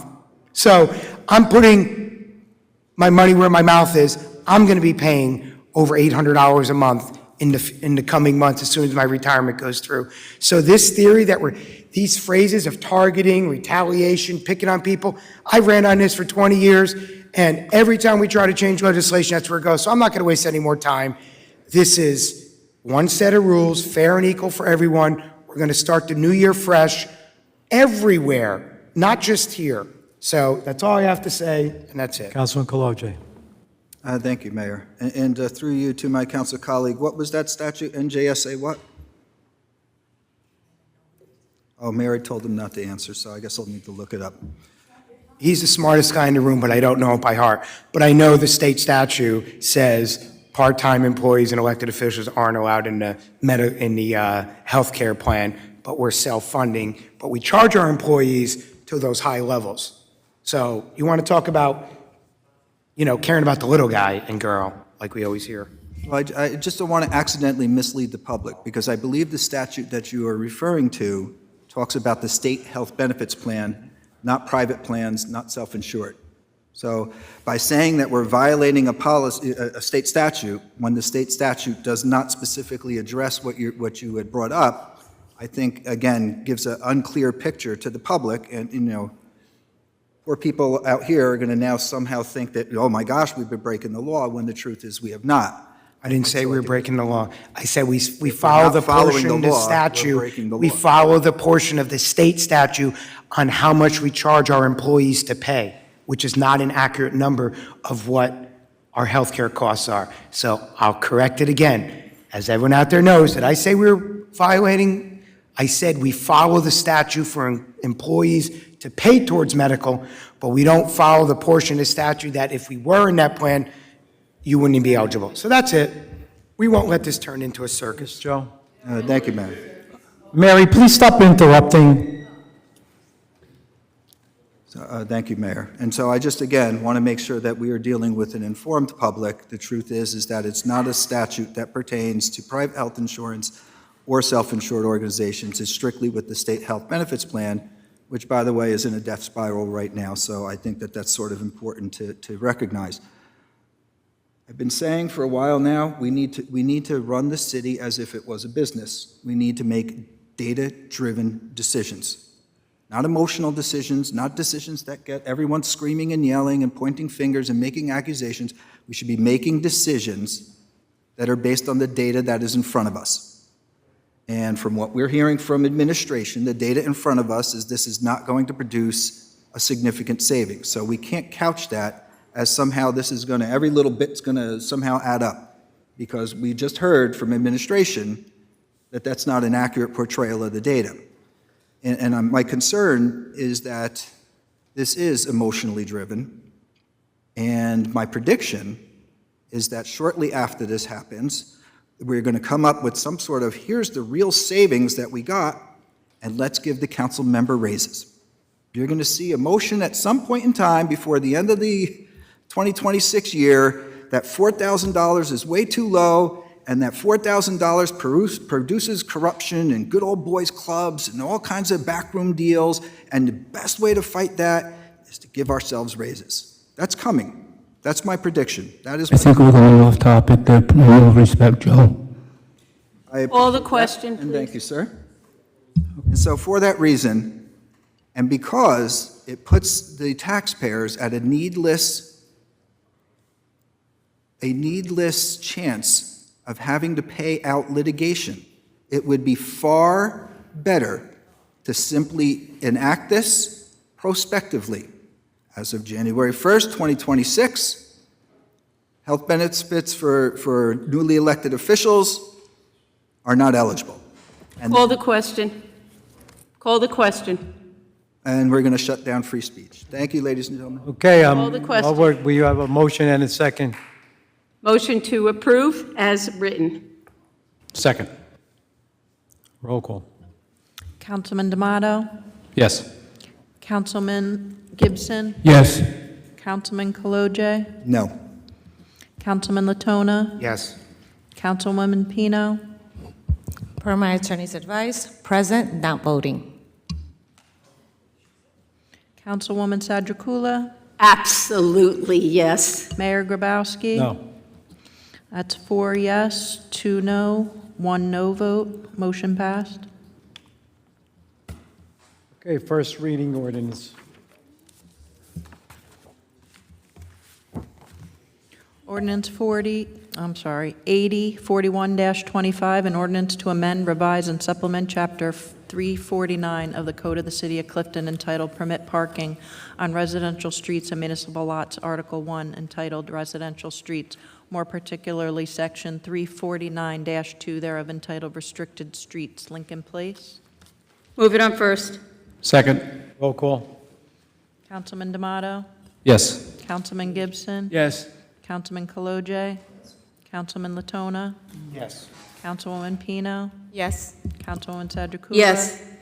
Mayor Grabowski? Yes. 7 yes, 0 no. Ordinance 80, 42-25, an ordinance to amend, revise, and supplement Chapter 99 of the Code of the City of Clifton entitled Salaries and Compensation, more particularly Article 6 thereof entitled Confidential Officials and Employees, revises eligibility for health insurance coverage and retiree benefits. Move it on first. Second. Mayor, I'd like to make a motion to amend. A motion to amend. The motion that I would like to make to amend, again, is to protect the taxpayers from litigation amongst employees that are going to immediately be affected, that we change the language to employees hired after January 1st, 2026, so that prospectively, people that we hired within the last 3 months, city manager, a couple clerks, that they would now not be taken away from something that we had promised to them when we originally offered employment here. Joe, for clarification on your motion, are you referring to the 10 to 20 years, what this is proposing? Yes, I'm saying that it should stay in place, move it from 10 to 20 years, but that we should make it so that employees that are hired after January 1st, 2026 are the ones that would then be pushed to 20 years, and that people that we have recently hired are not going to be adversely affected by this. I'll second that. Roll call. Councilman D'Amato, No to the amendment. Councilman Gibson, No. Councilman Kalojay, Yes. Councilman Latona, No. Councilwoman Pino, Councilwoman Sadrikula, No. Mayor Grabowski. Yes. I move the ordinance as Three written. yes, 4 no, motion failed. Move the Discussion, Mayor? ordinance as written. Second. I have a question. So, again, I'm going back to, Mayor, through you to City Manager and Legal. On this ordinance, it's on for first reading. Can you tell me, there's two steps, right? One is to take away the health coverage, again, from the courts, the 3 individuals, correct? Which is the judge, the prosecutor, and the public defender. Okay. What I understand, it's all part-time employees. Right, but those are the 3 that are left, the part-time employees that will be affected? No. That's correct. No. Okay. No, it was part of the ordinance is to move it to 30-hour minimum following the state statute. According to those employees, they work over 30 hours. I'm So sorry, that is the there's truth. nothing, That's not there's the nothing case. that states that these employees work over 30 hours. They may, I mean, I You're work 30 saying they hours. do. I work 30 hours. I don't know. Okay, well, the same thing, these employees don't clock in for 30 hours, so you can't just say, well, they work 30 hours, right? There's nothing on there that says to work 30 Mayor? hours. So, again, to leave, Mayor, on that point, when we're on that point, we would have to recognize them as 30-hour employees. Right now, they're on the books for 25 hours. Right, So we would have to make that change as well. okay. so, question, what is the savings Oh, to eliminate health benefits for these employees? Is there any savings? No, there's no savings. I mean, so you're going to increase the hours for each individual, and then you're going to give them the, what they have, it's going to be the status quo. So the whole premise of this coming up is for cost savings, but now I hear some of my colleagues wanting to change policy that's going to now do a special caveat for these individuals so that they work 30 hours, but now we have to compensate them the additional 5 hours. So let me get that right. We're compensating individuals an additional 5 hours so they can keep the health benefits, and you're telling me that the whole reason this came up is to save money? How does that work? Mayor, can I That's have the position floor, of the please? board, not my position. I'm not debating that they don't work 30 hours, but on the books, they do not work 30 hours, right? So if they go Correct. to work in 25 because they're hourly employees, we would have to compensate them They're for 30 salary hours. employees. They're salary employees, my They would colleague. have to be increased to 30 hours per Will their pay also be increased? No, Their pay would be increased Would from be the increased. part-time to 25 to the 30. no. Oh, no. Well, that's the council's decision to do. Part of us making it 30 hours is if they want All right. medical benefits and 20 vacation days and 15 holidays and sick days, we're going to follow the number of the state. They are salaried employees. They already say they're already working over 30 hours, so why would we increase it? You According to can- these employees, they're already working it. You can offer the employee the same salary. Right. You can do Correct. that. Correct. But again, you would have, in my system, you're going to have to increase that employee Right. from 30. And it is a Right. carve-out for those specific employees. And I have one more question. So again, it's a carve-out for these the same ordinance. No, it's Same ordinance, different parts of the ordinance, right? You have the courts in one, and then you have council in another. I don't know about the rest of you, but I know the mayor, you at least work 30 hours. I know I put in at least 30. So why wasn't includes- that option not given to council?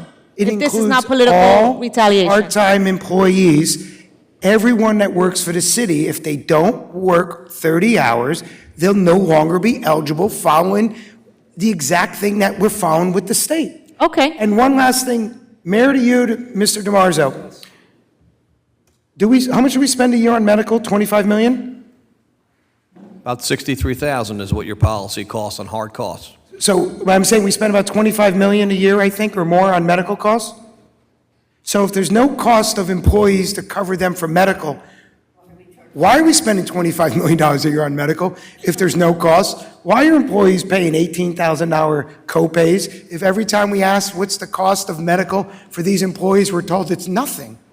Those are the policies that you cost. It's the stopgap that for the employees that use it. So why are you saying there's no cost to the taxpayers when you just said the number's 63,000, and when you were asked twice what the cost is of these benefits, you said it's You're asking nothing? about the policies. The policy is the hard cost, when we did the presentation, was $63,000 for those group of people. So why, on 2 occasions, when you're asked my council colleague, how much does it cost for medical for employees or elected officials, you said there was no cost?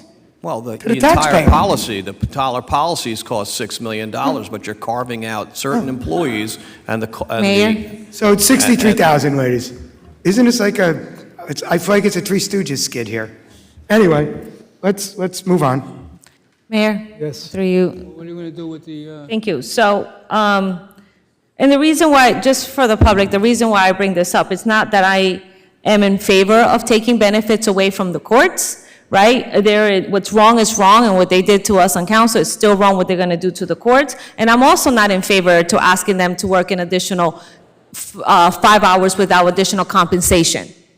Because they should get compensated for those additional 5 hours, of which now, yes, they may work more than 25 hours, and I believe they do.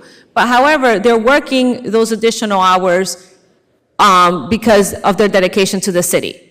So for us not to have them work on the books an additional 30 hours just to keep their benefits, again, seems to me that you're framing this in a way just to make sure you protect a certain class, because this is political retaliation from the fact that up here, this council, we are pushing back for you guys to waste taxpayers' dollars with all those lawsuits you guys have coming down the pipeline. So with that was the point I was going to make. But for my colleagues, if you guys want to make the motion that now these individuals have to go to 30 hours, Mayor? I am not in favor of that affects- motion. I don't think anything should be taken away. Mayor? It affects all employees. I didn't hear what Rosemary said about the lawsuits. I really would like to hear from you what you said. Lawsuits? Oh, yeah. I said that this, to me, is political retaliation because myself, Retaliation to who? I'm sorry? Retaliation to who? Myself, Councilman, Mayor Grabowski, and if Councilman Kaloja wasn't taking his benefits somewhere else, Done with that. he also would be affected. And what do Point of us three order. have in common, Bill? The fact that we push back with all you four who were trying to, or actually successfully, didn't approve an investigation or mini investigation, who now has opened up the door for this city, the taxpayers' dollars, to go out the window because of the premium we have to pay. We have a $1 million deductible, is that right, legal? It's $2 million, but let's remind the council that these are closed session topics, so please be reserved in your comments. Okay. Absolutely, but nothing that I said hasn't already been discussed here with some of these lawsuits, so. Okay, let's Call the vote question. Mayor? On it. We'll vote. Hello, Mayor. Sorry. Hello. Mayor, over here. I'm over here. I see. Mary, I just want to remind everybody, we're talking about the judge, we're talking about the prosecutor and the public defender. These individuals have already brought in over $3 million this year so far.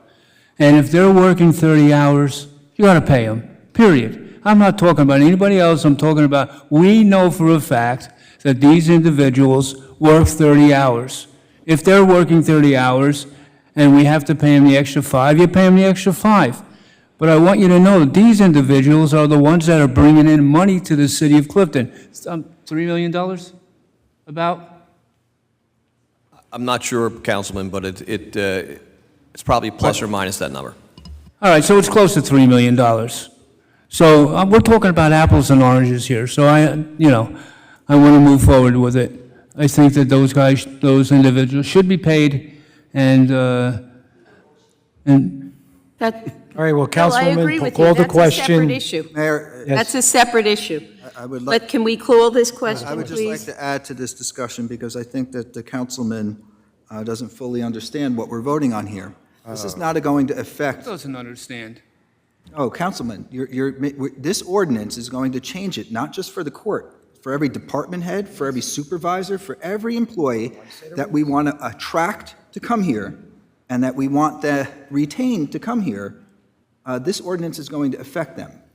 And so our issue is going to wind up becoming when we need to start looking for licensed positions, like an assessor or a CFO or a tax collector, someone with tenure, someone that we're interested in bringing in here because we know they can do the job and is at the tail end of their career, is going to take a look at this and say, I'm 55 years old. And so if it was 10 years, sure, I'll come here, I'll retire from Clifton, I'll get the benefits. Clifton gets 10 years of my expertise because I've already got 15 years of expertise in the field. And instead, what we're going to wind up doing is telling those people, you're going to have to give up tenure to come here and work until you're 75. And this is going to create a crisis for us in terms of how we're going to address replacing aging employees who are now going to wind up retiring. And I would caution my colleagues to consider that very strongly. From a data-driven perspective, part of our issue is we do not pay market value for these positions. And so this winds up being a way to offset that. And we're now taking that away, which means we're now going to have to start offering higher salaries in order to attract the people that we want to be working for the people of Clifton. And this sets a dangerous precedent, particularly because, again, we want to defend the taxpayers from litigation, and we have a handful of people who got hired and promised 10 years who are now going to get the rug ripped out from under them and told it's 20. And that's going to be a problem for us. Well, we call the question, so. Before we go for the vote, there is no other town I know of, city, state, private, or public, where you only have to do 10 years. There's CFOs, CEOs, department heads, lawyers hired in every other town. You've had the last 3 jobs you have, none of those gave you retirement medical after 10 years, do they? Really? Oh, good. Which town is it? Because I've never seen it yet. Park Ridge. Park Ridge? Okay, got to look that one up. So to sit here and say no one's going to take the job, most of these jobs, I want everybody to know, everywhere else, most of these jobs aren't government jobs. They're 1099 positions. There's no benefits plan in most of these in almost every town that I looked at. And I brought up Mr. Odo before. He was a municipal attorney in Oradell, pretty rich town, municipal attorney. You're 1099. There's no medical plan, there's no vacation package, no sick days. The Board of Ed, they don't have a single lawyer or staff member that's on a plan. They're 1099s. Most towns, these positions, they're not even effective city employees. So to sit here and say people aren't going to take the job, well, they take the job in every other city, and they don't offer it after 10 years. So why would they take those jobs? This is just another, Okay, well, let's vote on this. So let's because just we've grown over here. I agree. I'm going to roll call. Roll call. Councilman D'Amato? Yes. Councilman Gibson? Yes. Councilman Kalojay? No. Councilman Latona? Yes. Councilwoman Pino? No. Councilwoman Sadrikula? Yes. Mayor Grabowski? No. 4 yes, 3 no. Ordinance passed, first reading. Ordinance 43-25, an ordinance to amend, revise, and supplement Chapter 439 of the Code of the City of Clifton entitled Vehicles and Traffic, more particularly Section 439-37 thereof entitled Handicap Parking on Streets, deletes 1 handicap space. Move it on first? Second. Councilman D'Amato? Yes. Councilman Gibson? Yes. Councilman Kalojay? Yes. Councilman Latona? Yes. Councilwoman Pino? Yes. Councilwoman Sadrikula? Yes. Mayor Grabowski? Yes. 7 yes, 0 no.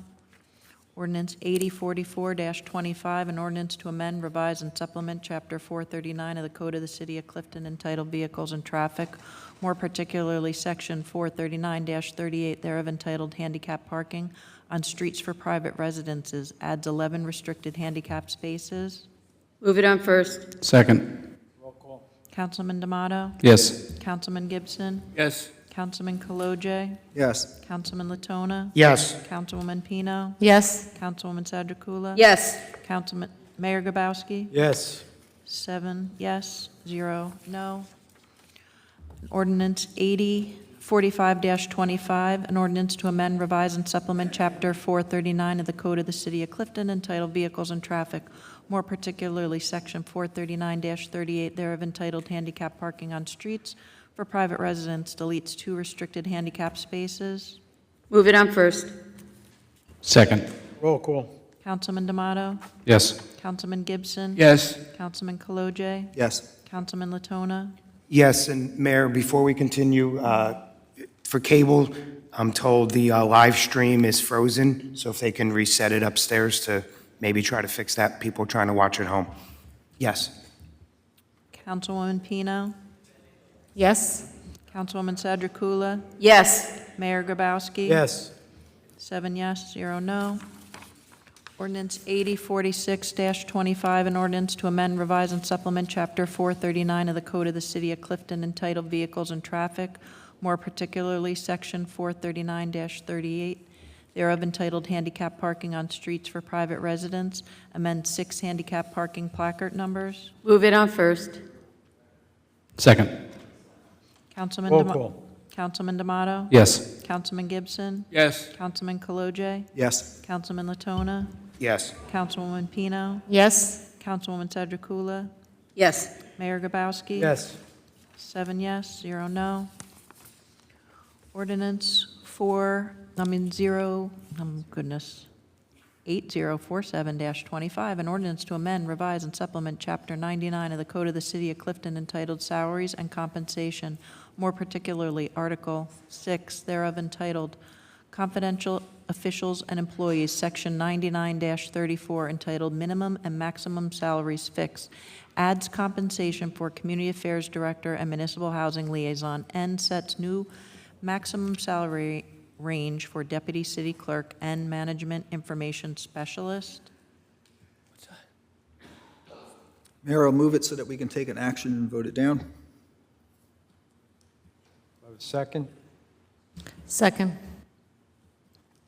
Councilman D'Amato? No. Councilman Gibson? Yeah, no. Councilman Kalojay? No. Councilman Latona? No. Councilwoman Pino? Yes. Councilwoman Sadrikula?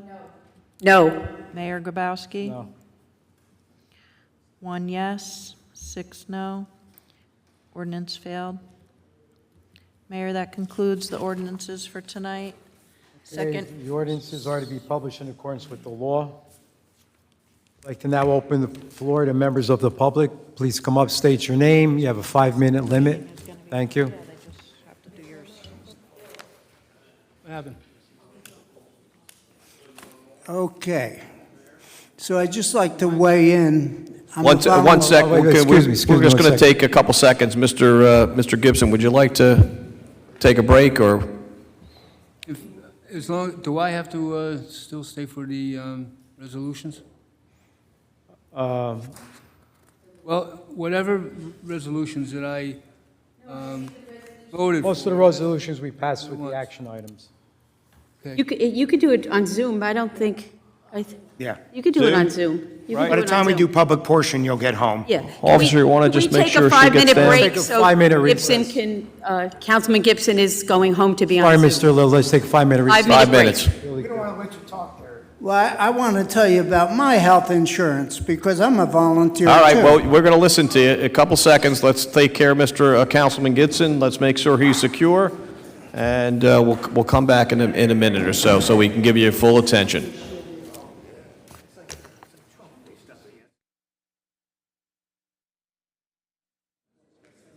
I forgot who was getting up first. I think it Ray, was right? Ray? What's this gentleman? The tank guy, right? Yeah, Ray Lill. Ray Lill, you're up. Shut the mic. Okay, Lou. listen, I want to tell you about my insurance. Now, I've been a volunteer for 26 years, okay? Never expected anybody to insure me. I pay $163 a piece for me and my wife. So that's like $3-something, almost $400 a month. And then we buy a Medigap policy for $260 each. And then we buy a prescription plan for $50 each. So it comes to about $1,000 a month it cost me. And I guarantee you, I put in more than 30 hours a week. So it doesn't matter to me. God is good to me. That's all I got to say, okay? So let's get on to it. This is what I heard, then I heard something different tonight. I am here tonight regarding the possibility of furlough of the new police officers who will be graduating from the police academy soon. This is not a good idea. These officers are prepared. No, wait a minute.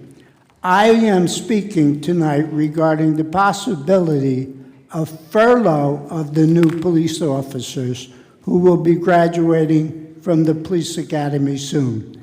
This is not a good idea. These officers are prepared and willing to work, and other towns in the area, such as Bloomfield and Verona, are hiring officers.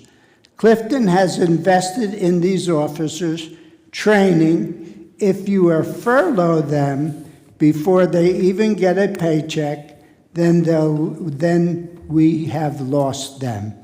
They need to start their careers, and they will go on, or they will go to elsewhere to a town. That is willing to employ them. My understanding is that there are some retirements coming up at the end of the year, and the new officers will be able to join the payroll at that time. A furlough now is a short-term solution to a long-term problem. We need our police and firefighters. Since the pandemic, this city has seen an influx of new residents, especially from New York. Depending upon the winner of the upcoming mayor election in New York City, there will be a continued, if not increased, influx from the 5 boroughs who will be looking to escape the tax burden and other progressive politics that will make New York an unpleasant place for them. I am a member of 2 million strong Knights of Columbus. We hold police, fire, first responders in high regard. The late Holy Father, Pope Francis, stated our feelings best in his speech to Italian police. Your service, often not adequately admired, places you at the heart of our society, and for its high value, I do not hesitate to define it as a mission to undertake with honor and a deep sense of duty to the service of man and of the common good. Clifton.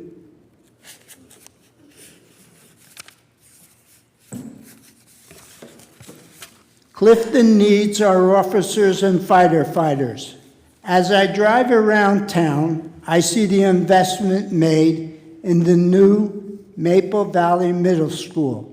I see the outside vendors doing tree work on property and wonder why we are paying an outside vendor to do work our own Board of Education and Public Works Department should be able to do.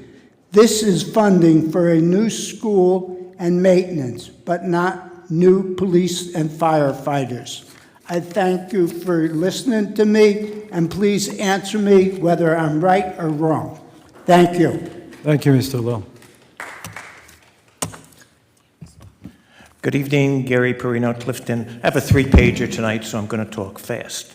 First of all, I'd like to ask the council, when you ran for office, Did you run because it's a part-time job? Did you run because of compensation? Did you run because of medical benefits? Or did you run to help and make this place a better city? Just a question. Mr. City Manager, I think it was Councilman D'Amato that said, Gary gets it done. Good job. You came through for the city of Clifton. You gave us a budget. It would have been nice if it was zero, but you gave us a budget. You did exactly what you came here to do. Congratulations, and my personal kudos. This will be the fourth meeting I've asked, and nobody has answered yet. But when Mr. Villano was appointed or made city manager, was he state vetted? Was he nationally vetted? Or was he an appointee? I'll still wait for an answer. Mary Sajikula, your words run true in this auditorium. I refer you to the Clifton Journal 2 weeks ago, $2.77 million Clifton Journal Open Spaces.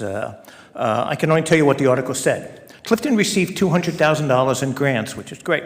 Little Falls, tiny Little Falls, $198.5K. Haledon, Wanacue, Totowa, all got more money. Wayne, 3 projects, $450,000. As Councilman Latona says, we need to do a better job. 2 separate people told me about campers and RVs in the driveways and backyards rented as apartment rooms to stay in. One is currently advertised on Airbnb. It's available with a photo if you want to look. Next week, along with a Victorian-style house, also with a photo, which could be identified, with 3 other rooms to rent. Hey, I learned 2 new phrases today, data-driven and political retribution. Electric bikes and scooters. The other day I saw a kid, probably 8 or 10 years old, no helmet, speeding, weaving in and out, going to Brighton Road School. I saw a Woodrow Wilson student with his girlfriend on the back of a bike, electric bike, no helmet, riding with the middle line, right down the middle line of Clifton Avenue. I know our police department is working very hard on a proposal, but I found out that Florham Park just passed an ordinance. Under 16, you got to wear a helmet. No speeding, must follow traffic rules, must walk on school grounds. First offense, $50. And they will take the bike away for 1 week. Second offense, $100. They'll hold it for a month. Third offense, $250 and 6-month hold on the bike. Just a suggestion, but if Florham Park has already done all the vetting and all the work, why don't we just change the name and adopt it? Councilman Latona says that all the time. Change a few words. It's done. Why reinvent the wheel? Crossing guards. I heard from a good source that there was a proposal to privatize our crossing guards. They would get up to $6 an hour raise. City would save about $75,000 a year. 2 to 8 police officers and quality of life inspectors would be able to do their job instead of having to substitute. I understand that it was the last administration and the legal department that voted it down. Why? I'd like an answer. The mosque. I watched it on television the other day. Why wasn't the ordinance changed to address the capacity of the mosque? It needed to be changed. Who's responsible for that? Is it zoning, the past administration, legal, the city council? Was this malpractice? Was this malfeasance, as my friend Henry always says? But there was one bright spot. At the last meeting, whoever was representing the city from the zoning board that sat over here, and I didn't get the name, stated that this is new construction, and the installation of sidewalks is required. Wow. It only took us 4 or 5 years to do that. So kudos to that person. I really don't know his name, but thank you. Any progress made regarding the prosecutor's office and the animal cruelty? I haven't heard a word on that. I'd like to know what's going on. Now that the budget is in place, when is the city council going to get down to the business of the city? And the dog park. Once again, if you're going to be doing the dog park, I'd like to throw in my 2 cents. I have a few suggestions that maybe we can save some money and do stuff. And what was happening up here with Councilman Gibson tonight, in my personal opinion, was despicable.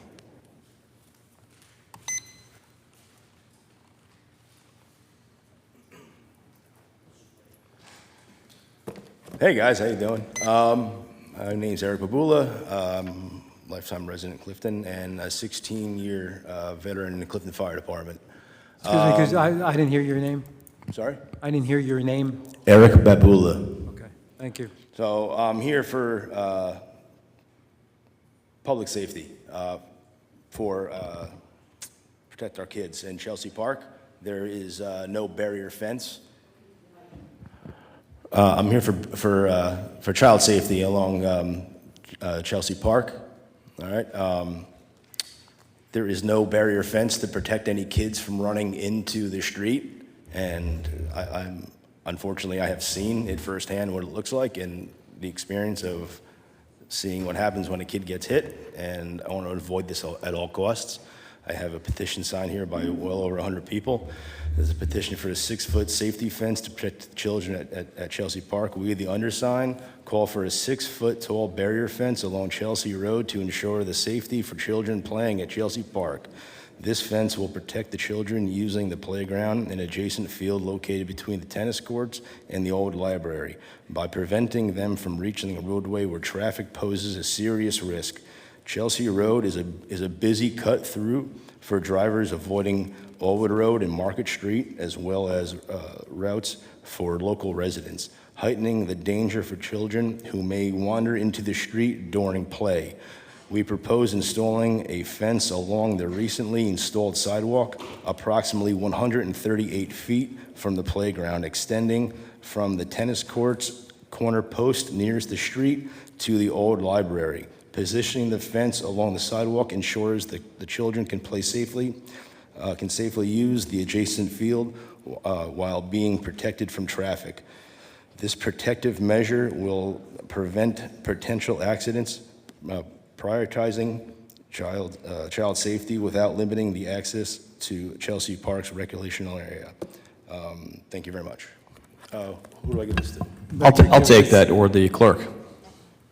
Yeah, you're on that side of the fence. Go, give it to her. Thank you. Good evening, Gerard Scorziello, Pershing Road. We all see what's happening. Taxes are going up, services are going down. The town is working harder than ever with less to show for it. The truth really is, though, we don't have a spending problem. Does anyone in here think we have too much law enforcement? Does anyone believe we should eliminate fire or ambulance services? Does this council believe we're overspending on parks, recreation, or the health department? Anyone believe we're over budgeted on code enforcement? Of course not. We don't have a spending problem, we have a gridlock problem. I'm really going to address this to the mayor and to the city manager. Our town sits on one of the best locations in the region. Positive growth, innovation, new revenue is what we need. But instead of moving forward, we're stuck in debating while our opportunities are slipping away. Billions of dollars will be spent in the next few years on new technologies in this region. There will be exponential growth rates in data centers, AI companies, etc. The amount of investment that's coming to this region will be mind-blowing. We're living through the fastest change of technology in our lifetimes. The best part of it is you won't need to convince companies to come here and spend money, but you will have to make the city inviting to business. My question to the mayor and the city manager, what is the city doing to prepare for this opportunity that's in front of us? We should be speaking about this every single day. If we fall behind, it becomes very difficult to catch up. We need smart people to recognize that there's a problem. We can move quickly, we can be decisive, we can make Clifton wealthier, or we could be slow, stubborn, and poor. To the city manager, the mayor, I'd just like to ask, how are we preparing for the future? Thank you. Thank you.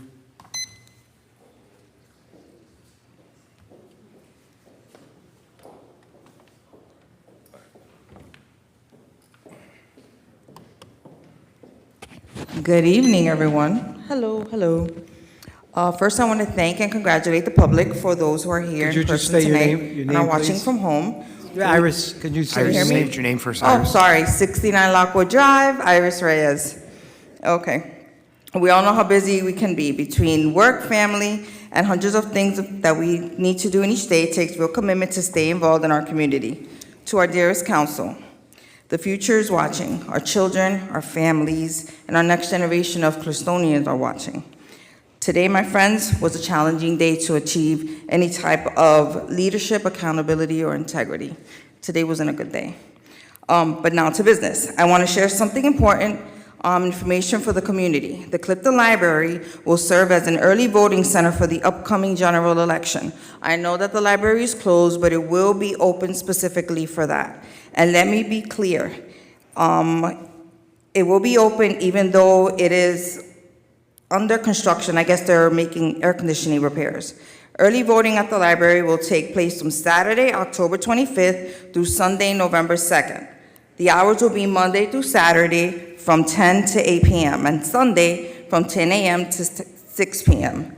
Our vote is one of the strongest tools that we have, and I encourage everyone to take advantage, just in case something happens on election day and you're not able to make it.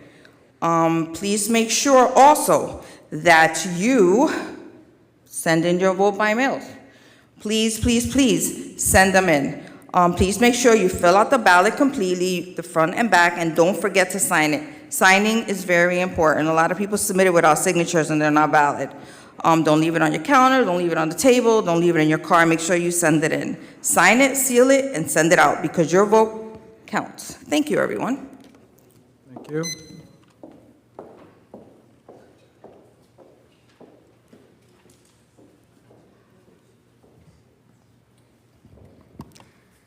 Good evening, Mayor, City Manager, members of the council, and everyone in the city of Clifton. There is... You have to state your name. Oh, Nick Valicki. Yeah, I'm the president of the Clifton Democratic Club. Thank you. And I'm here in that capacity this evening. What we've experienced here this evening is exactly what our forefathers had in mind. You may think that that's an absurd statement, but absolutely not. It's an exchange of ideas. The exchange of ideas is not always civil. Emotions take over. People have a personal interest in what's going on. And what we saw here this evening, again, was freedom of speech. Freedom of speech is probably our greatest gift.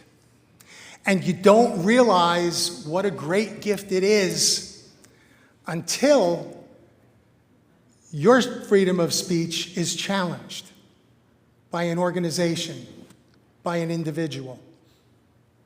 It's not fun. Not fun at all. So the exchange we saw here this evening is healthy. Probably need to tone it down a little bit, but it's healthy. I also wanted to talk about affordability. We do have an election coming up on November 4th, and the candidates involved in the election could not be more different. We have one candidate who wants to bring the Washington, D.C. style of leadership into the state of New Jersey.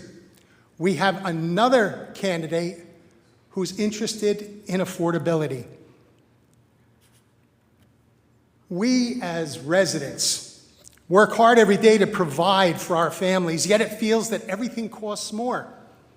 Rent, groceries, gas, and even the basics you need to get by.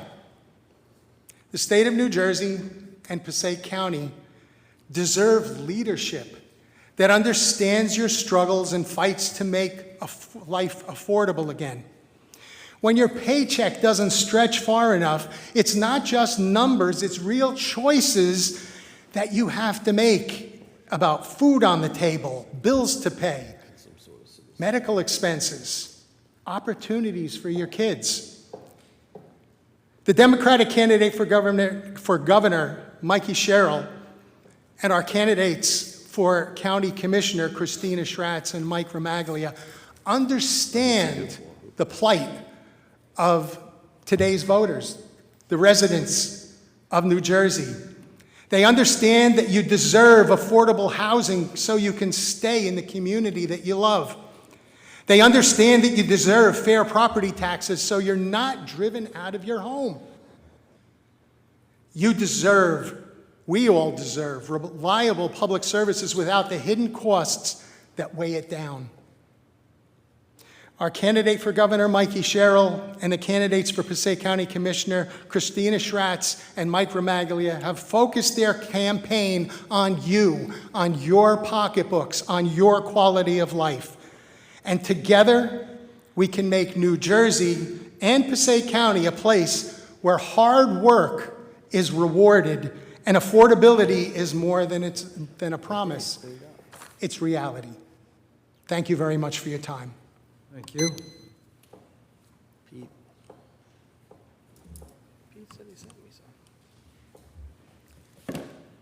Hi, Prem Tandon from Delawana. So I just wanted to make a couple remarks about D2, basically the discussion item you guys talked about today. It seems like you guys are on the right track, but I would urge you to look into tiered pricing and bulk pricing.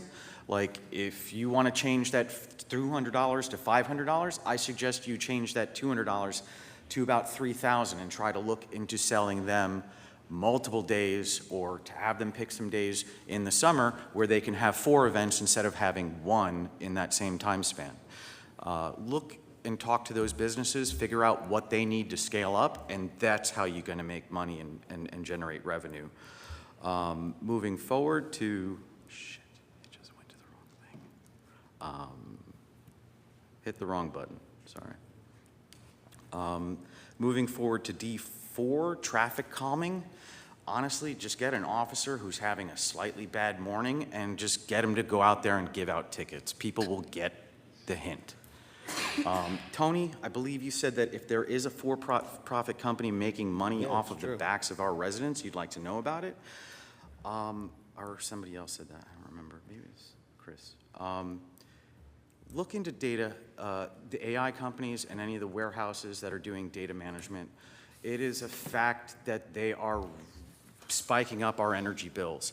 It is a fact that they are putting in generators and creating more noise than maybe they ought to in Bitcoin mining. I also have some notes about Telview and how you can get rid of it. I am live streaming this whole thing on YouTube for free. There's captions and everything.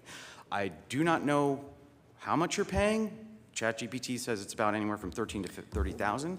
I can tell you how to get rid of that for free. Before you go after the city manager, I already emailed him. He's busy. He's got 4,000 emails.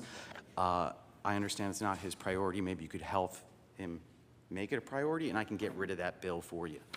Also, our website kind of stinks when you're on mobile. I can help you with that too. Gary, you got my email. Thank you very much for your time, and also thank you for fixing the letterboxing issue that was on the live stream, because it just looked like I bought the wrong version of Independence Day. You know, yeah, you know what I mean? Widescreen versus letterbox. Thank you again.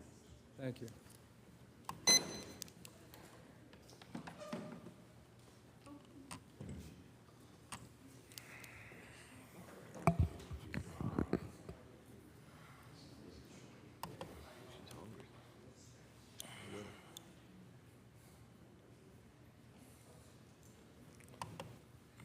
I'll wait for Mrs. Pino to get off her phone.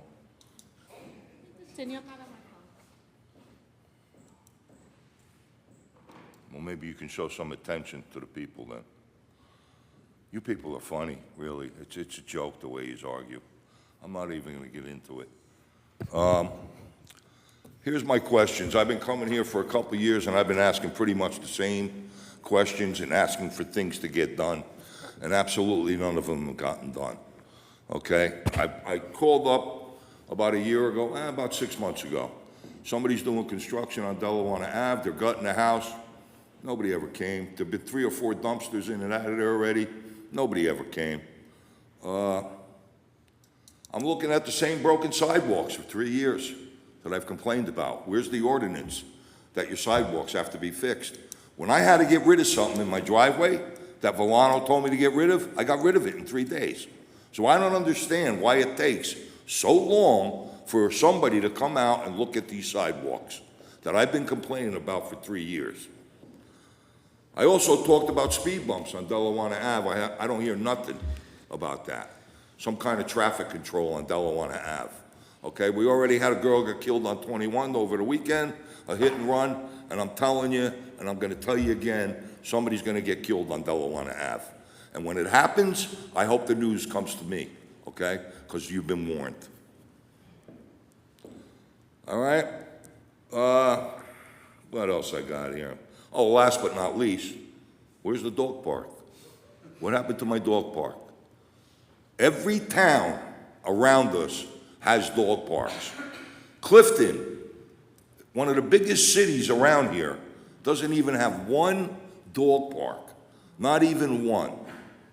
It's pathetic. It really is pathetic.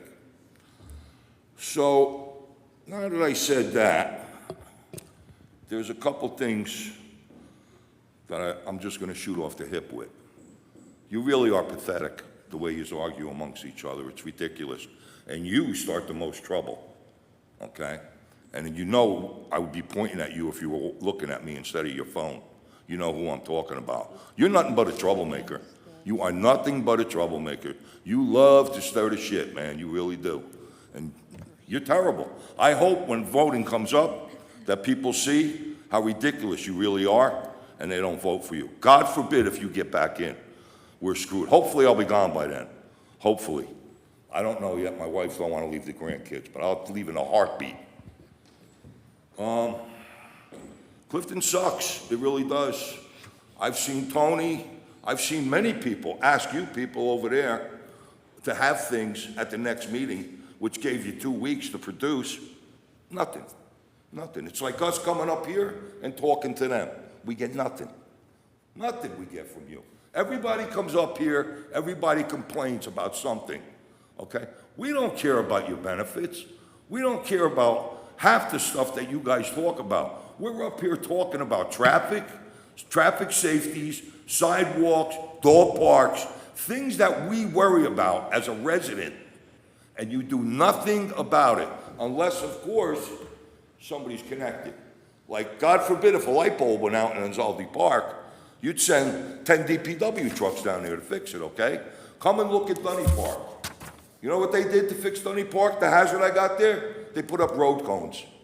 That's what they put. That's how you fix that? And you put a parking lot curb there? Ridiculous. Come on, Gary. I thought you were gonna do something for me. What happened? What happened with Dunny Park? I see nothing being done there. Absolutely nothing. Not even park benches. I asked for park benches. I can't even get that. You probably got 20 of them stacked up down the yard. I want to buy one and donate it in my mother's name. I got to find out how to go about it. Maybe that'll give you a little kick in the ass to get something done down there, because it is ridiculous. Dunny Park is ridiculous, unsafe. It's totally unsafe. You people don't want to listen. The only person that has come down here was Gary, and he was a new guy, and I thank him for that, and he's seen it. And he couldn't believe what he's seen, and I'm quite sure he told you what he's seen. But yet you do nothing about it. Why? I don't understand. Does it take somebody to get hurt to do something? Is that what it takes? God forbid a kid gets trapped under there, he breaks his leg. Because it could happen if you actually got off your asses and came down here and took a look at it, you could see what I'm talking about. Okay? Thank you. Thank you.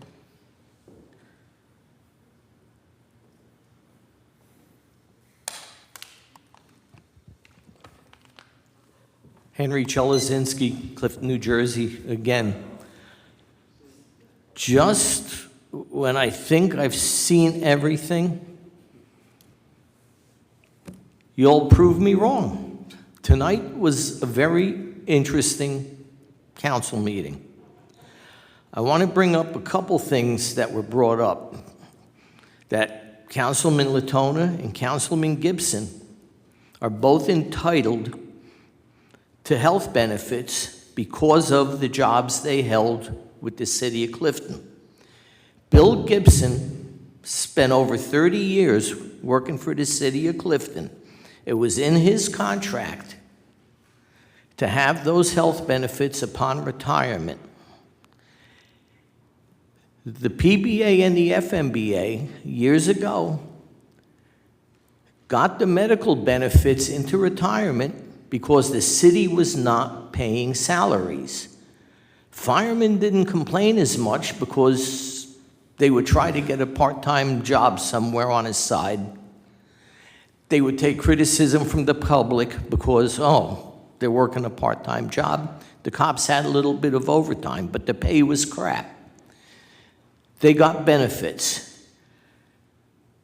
You, Miss Pino, that was the most vile thing I have ever heard in my life, to equate Bill Gibson's illnesses with an increase in taxes and an increase in what we pay for hospitalization. You can't hold a candle to him and his 30-year job with the city. He's sacrificed, he gave a lot. You should stick to being the ringmaster of that three-ring circus you throw over at Maine Memorial Park, because that's about all you're qualified for. In fact, I think you should resign, because you are so far out of your league up here on this dais that you're nothing but a waste of oxygen up there. Thank you.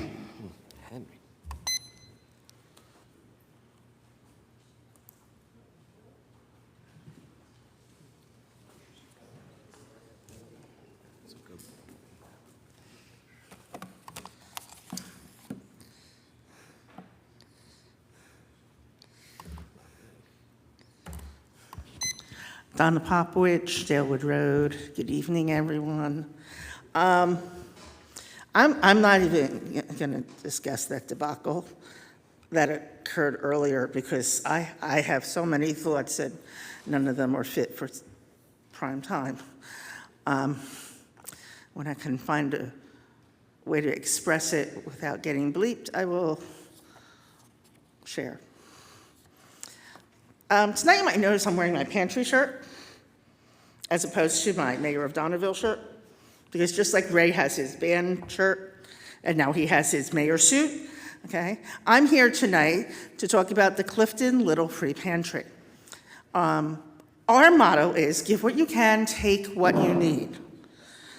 Unfortunately, right now, we have a lot of people in need. This morning I filled up the pantries, and if you want to hear something sad, it's that when I pulled up, there were people in their cars waiting for me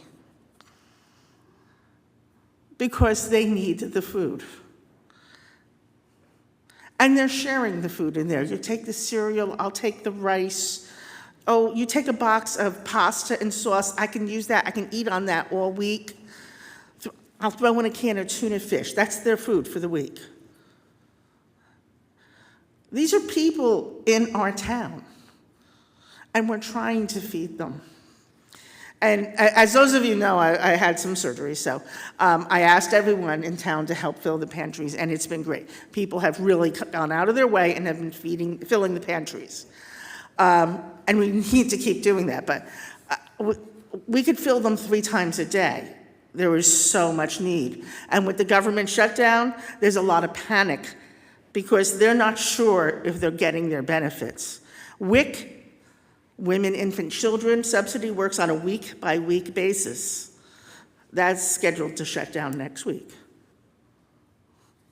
Okay? If you get SNAP, they go on a monthly basis. So right now we have a real high level of needs. And I want to thank the citizens of town for filling the pantries because it's really unbelievable. And if you don't know where the pantries are, we have a food pantry by the senior barn right here on City Hall property. It's right by the door. We have a people pantry in Jubilee Park on Cross Street. And we have a pet pantry because we're trying to keep families intact, including their pets. And that's on City Hall property by the yellow firehouse.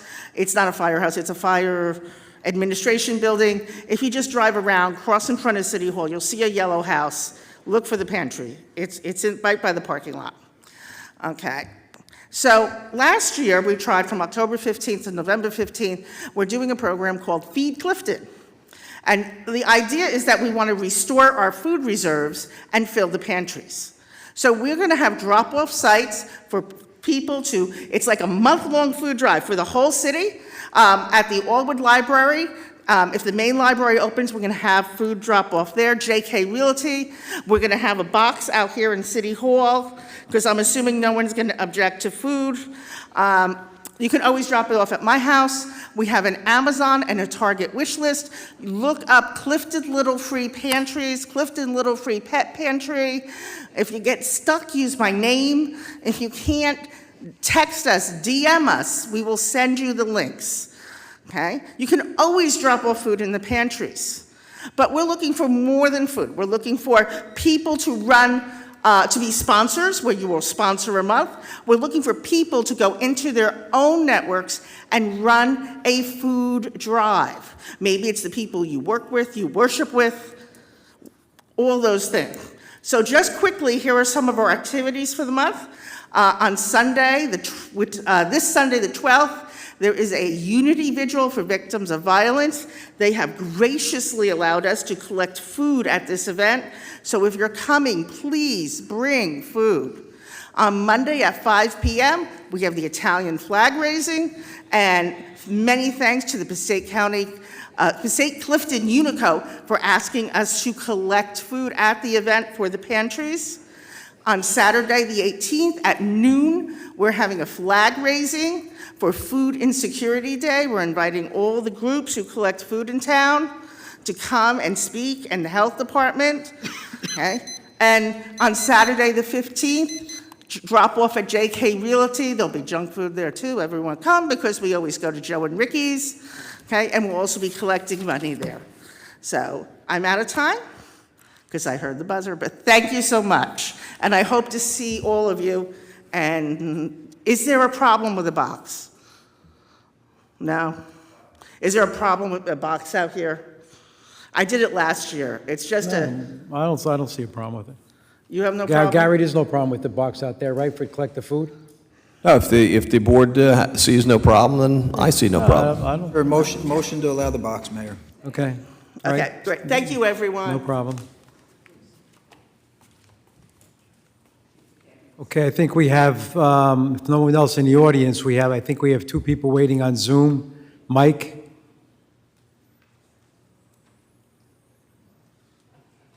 Hello, if you could just unmute yourself.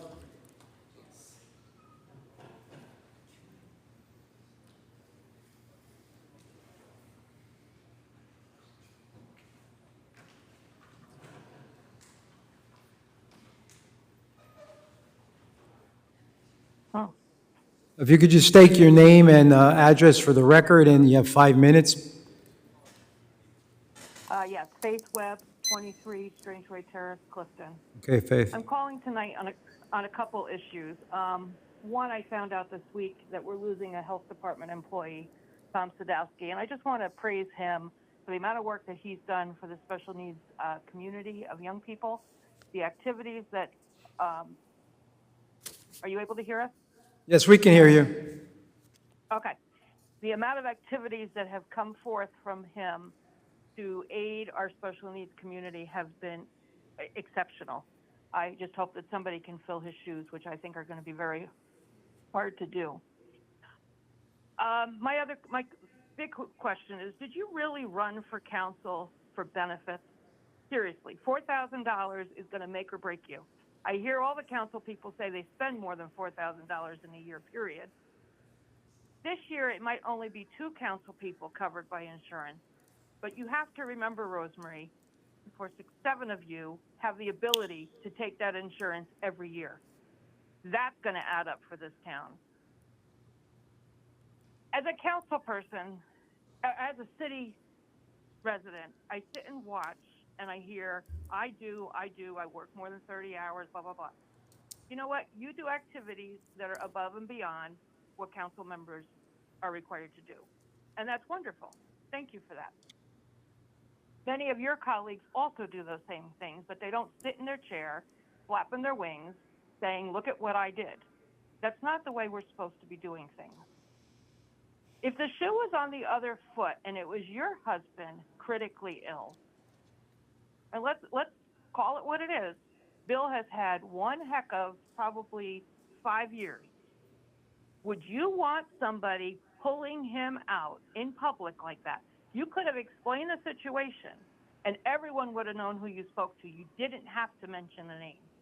That was the lowest thing anybody could have done for Bill, his reputation as an employee of over 30 years, of a council member who even on his sickest moment would pick up a phone call from a resident and his wife and children. I hope and pray that you find it in your heart to apologize to that gentleman and to his family. I am sure Bill wishes nothing more than that he doesn't have the health costs that are going through the city's plan. Mr. Latona and Mr. Gibson are entitled to their benefits from being first responders. On behalf of the Webb family, I am thankful for our first responders. It has nothing to do with being a council member that they get their benefits. There's a big difference to being a first responder and sitting on a dais. I am not minimizing the job of a dais person. Doesn't the ordinance say just the council person and spouse are entitled to benefits? And for how many years have we been giving to children? Also, that's great, 30 hours more a week, but you don't attend some of the busiest, most important meetings out of a council person's life, or stay through the entire meeting.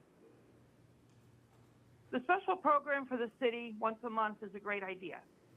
But as I wrote to you, starting at 4 o'clock in the afternoon for any group of people is an inappropriate time as people are working. And there's also staff still working in that building. Perhaps there's paperwork sitting out that other people shouldn't have the ability to visibly see. I am so disgusted at the response from this group tonight. Not all of you, but some of you. And I hope you find it in your heart, and I hope you never have to experience health issues like the Gibson family has issued, because our family has. And it is frightening. And on behalf of the Webb family, Bill Gibson, Robin, Tyler, Billy, Scott, I apologize, because you shouldn't have had to sit through that tonight. As far as food pantries, another one to bring up is Food Brigade. If you're in a food crisis, you can sign up at Food Brigade or St. Peter's Haven. There are multiple things in this town that can help you, so please reach out. Don't go without something. And Eric, I agree with you about Chelsea Road. I work at the Alwood Community Church. The traffic going down that street is amazing, and the speed in which they go down that street is frightening. We need to protect our children.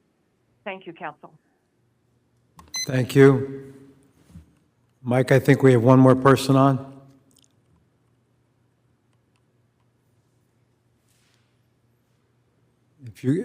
Caller, if you could unmute and then state your name, and you have 5 minutes. My name's Caitlin. I'm watching this meeting tonight, and I can't even put into words what I'm watching. And I'm not even in town right now, and thank God I'm able to watch it. A suggestion would be that we do a split screen so that the residents can see the speaker and they can also see the dais, so we can see who's paying attention, who's not paying attention to. Progress comes from the top.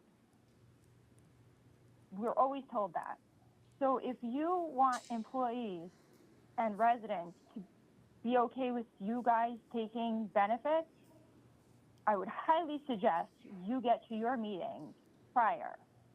On time is late. Early is on time. I was always taught that. Most of you show up after the meeting has already begun. That's unacceptable, especially when you are the decision makers for the city.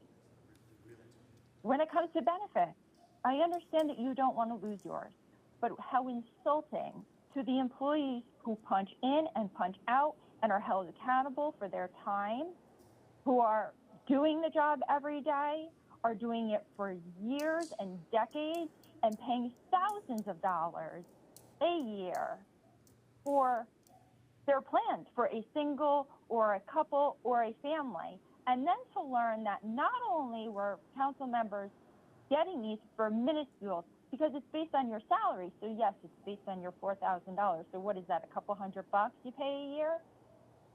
Some were getting families. Their kids were going to doctors. So are you going to pay that money back to the city?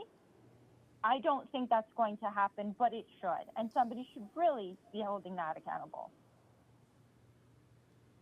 The fighting, the amount that you fight for yourself to benefit yourself could still be used to benefit the residents and the taxpayers and the employees of this city. If you put even a minuscule of the effort that you do to advocate for yourself, which, by the way, some of you should have walked off that day when the issues were about yourselves, but hence you don't do that, and clearly some of us have to explain this to you.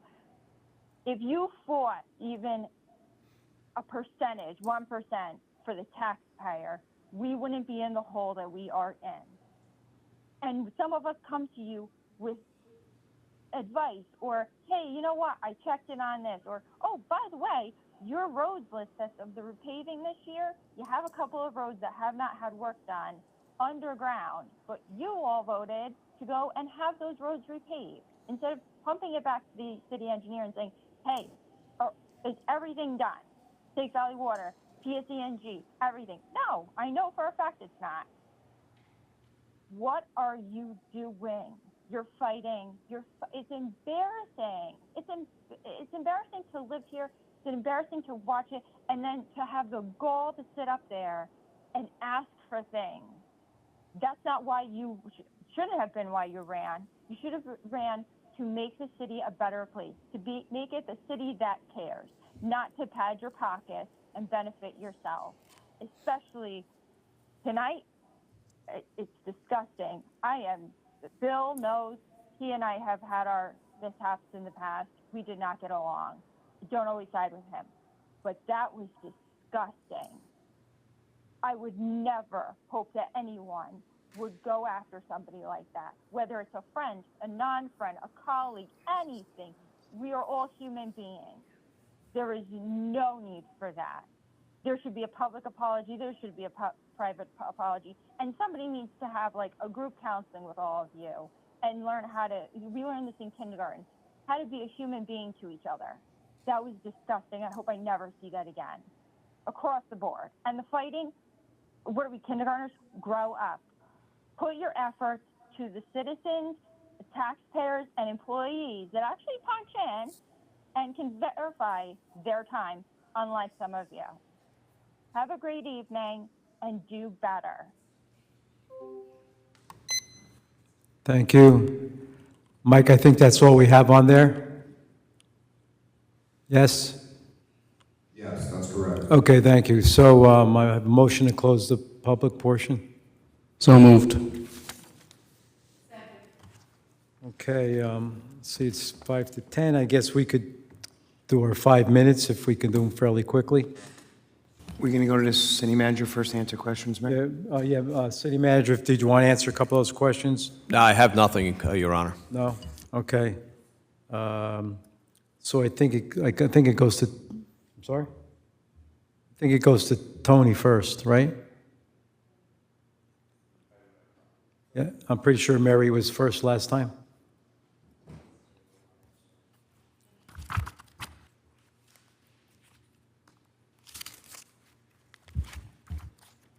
Good evening, everyone. Starting off real quick with some good news. Columbus Day flag raising coming up. I'll be out of town, so maybe Chris could represent the Italians at the flag raising and give a little spiel. Congratulations, Harry Van Winkle, 40 years of service. God bless you at the City of Clifton. Brian Rogers, 25 years. Thank you also for your years of service. The Little Pantry flag raising came up on the 18th at 12 o'clock. JK Realty has the pumpkin painting contest from 11 to 2, also on the 18th. And as I just go on talking about good news, I'm just going to say. Tony, you could continue, but actually it was Mary's turn first, but if you want to go, unless you want to let me go in order. Finish. Okay, yeah, because I'm sorry, because it gets in, but.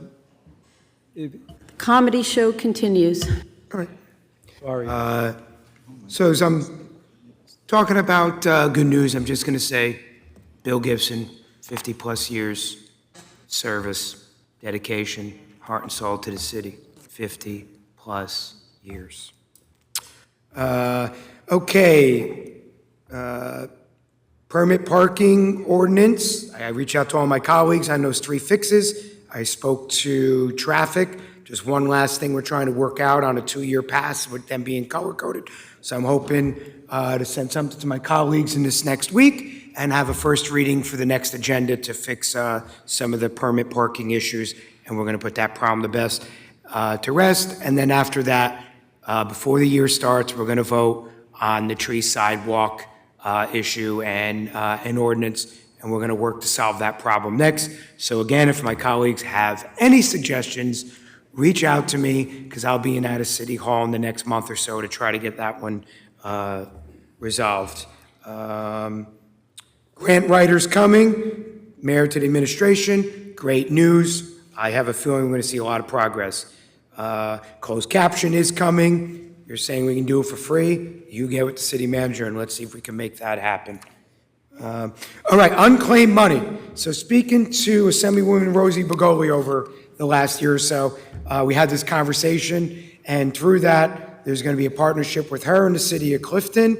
And on October 27th from 2 to 4 p.m., the state will be here for unclaimed money. So I'm going to ask all of our city employees to stop by here, our senior centers, our senior barn, citizens. There's billions of dollars in the state coffers of money that is owed to us. You hear me bring it up all the time. The mayor, I looked, you still have 2 unclaimed funds from last year when I brought it up.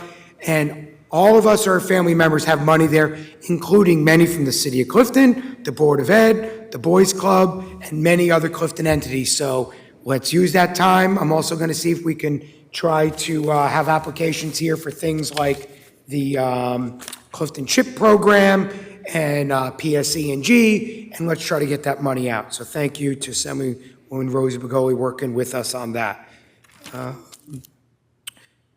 Quick questions, let me go through. Henry Ray, sorry everyone. Mr. Scorziolo, the question, what economic development? The 8th largest city in New Jersey, wherever you are, we've been running the 8th largest city in New Jersey with a part-time economic developer who was older and unfortunately retired a couple years ago. So we need to start fresh now and get someone in, most likely full-time, to get that money in. Iris, Nick, voting early. As messed up as our country is, we still are the greatest country in the world. So everyone get out and vote. Mr. Velicky brought it up. Yes, it was chaos. I say it all the time. That's the political discourse. That's the process. That's the way it works. We're all fighting for what we believe is right and wrong. And sometimes we're going to get heated, and that's just how it works. But that's why we live in America and not some third world banana republic. So Donna with the food pantry. My friend Janina brought up at the senior barbecue a program to consider for residents to do, adopt a senior or a veteran program, where maybe you go shopping for your neighbor's senior and once a week you bring them a bag of goods or whatever it is. Bart, we don't have a dog park. We don't have a splash park. Our residential parks are breaking down because that's true. All the money goes into a handful of places in the city disproportionately. So we're going to work to fix that wherever you are. So that's the past. We're going to move forward with the future.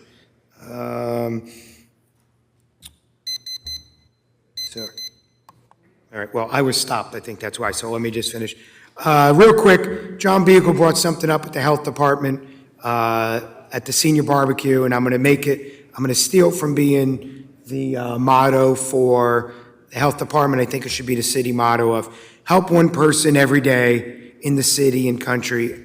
Help one person every day in the city and the country will be a better place. So I think that should really be our city motto. And lastly, as we remember the October 7th terrorist attack, I say it all the time, if just one person would have spoke up before that attack, how many innocent Israeli, Palestinian lives and destruction would have been prevented. So I hope and pray that something happens in the next few days and the census loss of life on both sides ends and a peace agreement is firmly reached.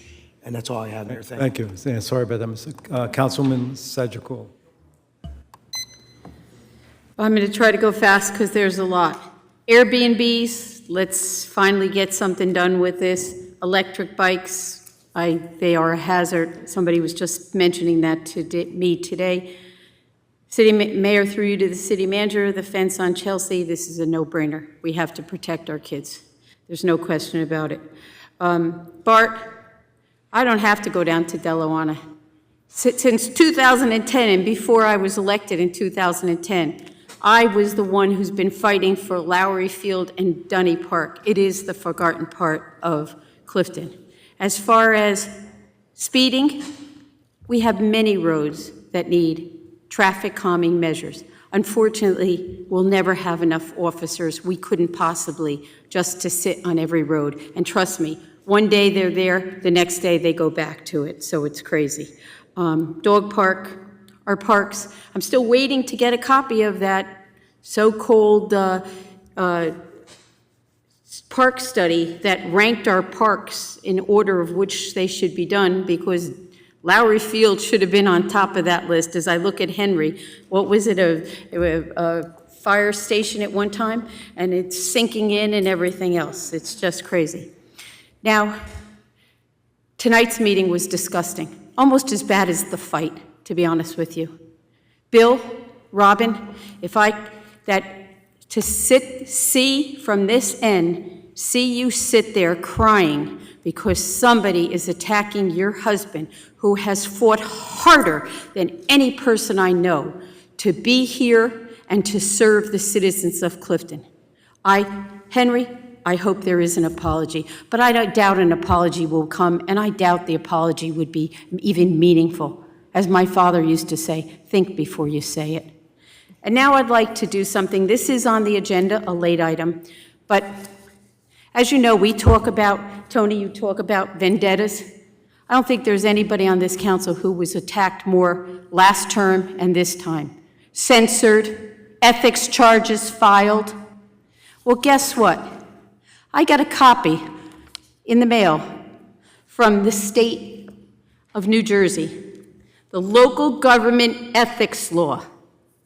Guess what, people?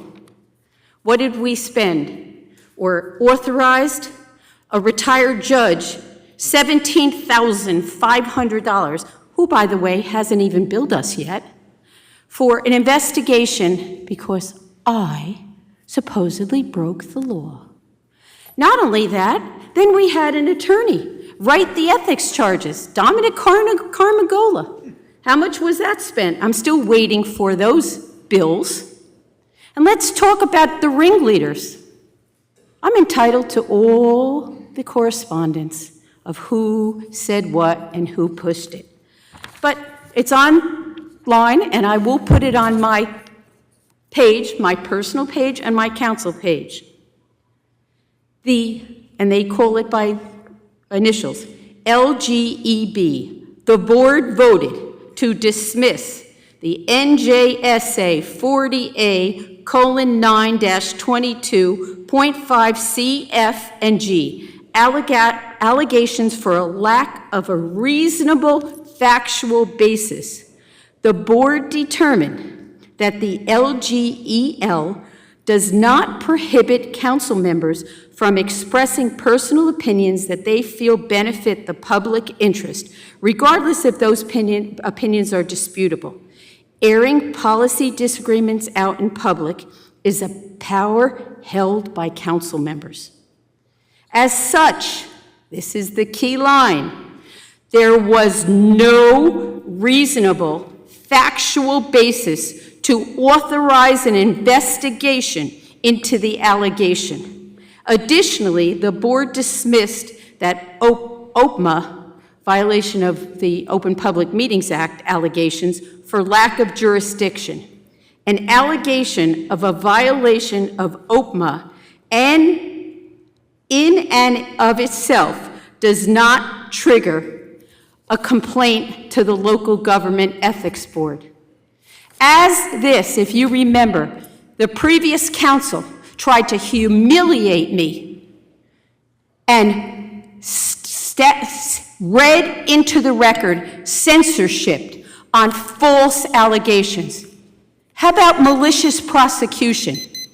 I do now urge this board to rescind that censorship for lack of jurisdiction and exoneration by the local ethics board.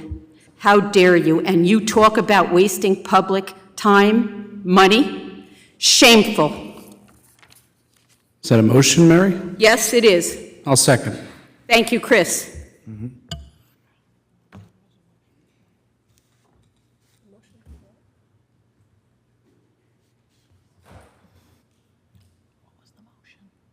The motion was to rescind the censorship that was done to me. We can fill in the date. I think it was January of 2022.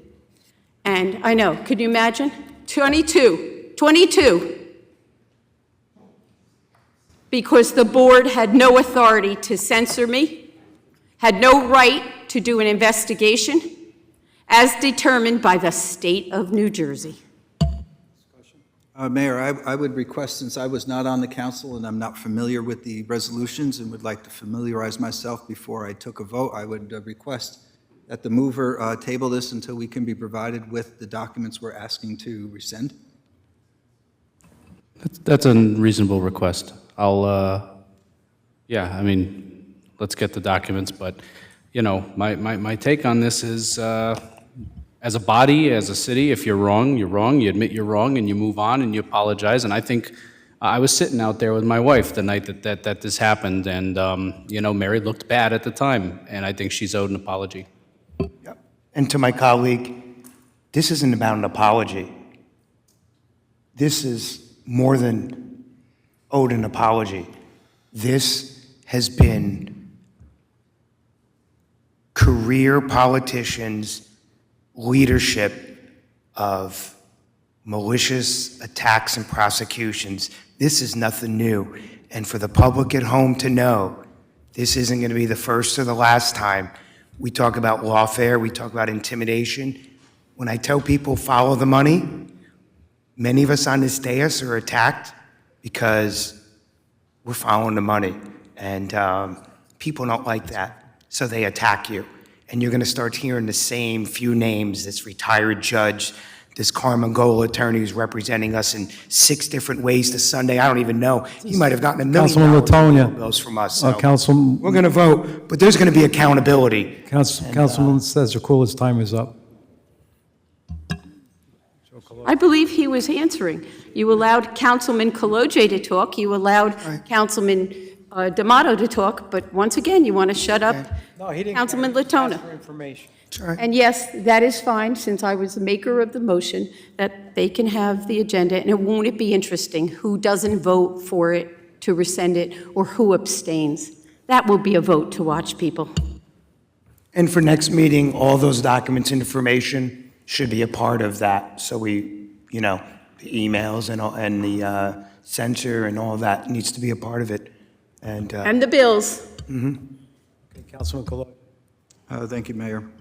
So I'll start out to Councilman Latona regarding the sidewalk tree replacement. It is the same since I brought it up 3 years ago. I believe it should be done as a loan with a forgiveness program similar to the way we run CHIP, and it should be funded through the operating budget. So while you're putting that together, please take that under consideration. I am disappointed this evening that we're going to be awarding the 3rd Street contract for sidewalks and curbs without making the bump outs for pedestrian safety permanent. This council had voted unanimously to do so, and the fact that we're now awarding it without those permanent bump outs is disappointing, to say the least. To some of the speakers, to Mr. Scorziello, so far, in order to attract business into the city of Clifton, we have raised the sewer connection fee to roughly $2,500. We have a vacant economic development director position, and the Economic Development Committee hasn't met in years, or if it has, it hasn't been reporting to the public for transparency's sake. To Eric Babula and Bart Servo, Bart, with your dog park, I'm assuming the funding that's in place is at least 3 years old at this point. And as we learned today, when we looked at the bids that we got for just replacing the filling station for the police cars, it raised $100,000 higher than the last time we got the bid. So I'm fairly certain that at this point, the funding that is in place is not going to be sufficient to build the dog park. Fencing, the city manager is going to need to review some of the prior ordinances that we have in place to see if we can utilize that, because this council, when it amended the budget, cut $350,000 out of the budget to be able to do things like putting fencing around parks and finishing dog parks. To Ray Lill, I am against furloughs, period. I don't think that our services are keeping pace with what our residents need or what we expect. I will correct you, though, the 14 police officers are not replacing retirees. They are 14 new police officers. For 3 years, I've been pushing to increase the table of organization, and the council finally agreed this year to move it from 171 to 185. And I will be making a recommendation for the 2026 budget to add another 15 police officers to the budget. But I suspect we're going to need to do that by referendum, because it'll take us another 3 years to agree that we need more police. 4, I want to congratulate Dee Bartlett on her new position as a CFO in Montclair. Dee was a 9-year employee here in the city of Clifton. She worked as our assistant CFO. We were training her as a succession planning to take over for us. And when it came time to give raises and when it came time to meet a fair market compensation, she was denied and she left us. And so now she has the benefit of being a CFO, not an assistant waiting to be a CFO in Clifton, but a CFO in Montclair now for $175,000 a year and lifetime health benefits after 5 years of service in the township. Or 15 years if she decides to not get to the full 25 years of public service. So this is the challenge we're going to need to face as we start having to replace our retiring department heads. So you can sit here and say all you want that this has nothing to do with and it's going to save us money. The truth is, here's the facts. Data, driven, not emotional. This is a person who went from being an assistant CFO in Clifton and now has a far better deal than the current CFO in Clifton. Let's see, I want to remind everyone that it is not too late to apply for the Anchor program or the Stay NJ program or the Senior Freeze. The Anchor program is designed to offset your property taxes, and if you have not applied yet, $250,000 is your maximum that you're eligible for, and you're under 65 years old. If you have not applied yet, you can do so online by October 31st. Stay NJ, $500,000 in income over 65 years old, and the Senior Freeze, of course, which has been with us for a while, $168,000 as your income over 65. All of these applications have been condensed into one application, so it's not confusing anymore or difficult to apply, but you need to apply by October 31st to take advantage of these programs that are designed to help the taxpayer offset the high cost of property taxes. And then I think the last thing that I'm just going to leave off with is I agree with some of the stuff that we heard regarding Chapter 78. And as I just explained, in terms of trying to attract quality people to work for us during the budget sessions, I will be also making a recommendation that we eliminate Chapter 78 contributions for confidential employees and department heads to offset the fact that we are not paying the same amount of money. I heard a lot of talk on this dais about how it's not fair to them. Actions speak louder than words. Thank you. Councilwoman Pino. Thank you. Good evening, everyone. So first and foremost, I'm going to start with, on a high note, I want to say happy birthday to my Sophia Grace. She will be 15 in a few days, so happy birthday. And for those high school students, Sophia for secretary, freshman class. Also, I want to give a shout out to Reagan, my beautiful soul who is destined for greatness. And now I want to just go back to address some of the comments that I've heard. First, I want to be really clear. It seems like I touched a nerve. But that being said, I want to, again, given that I was cut off when I was in the middle of speaking by those who didn't like what I was saying, I'm going to go with data-driven. Let me just remind this council as to the reason why you even brought up health benefits for part-time employees.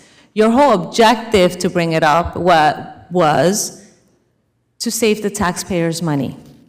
But here's the thing, I really don't think, and I know Councilman Kaloja has done an outstanding job breaking it down to my colleagues on how our health benefits, not the state, not the cities next to us, the city of Clifton, we are self-insured. Very simple.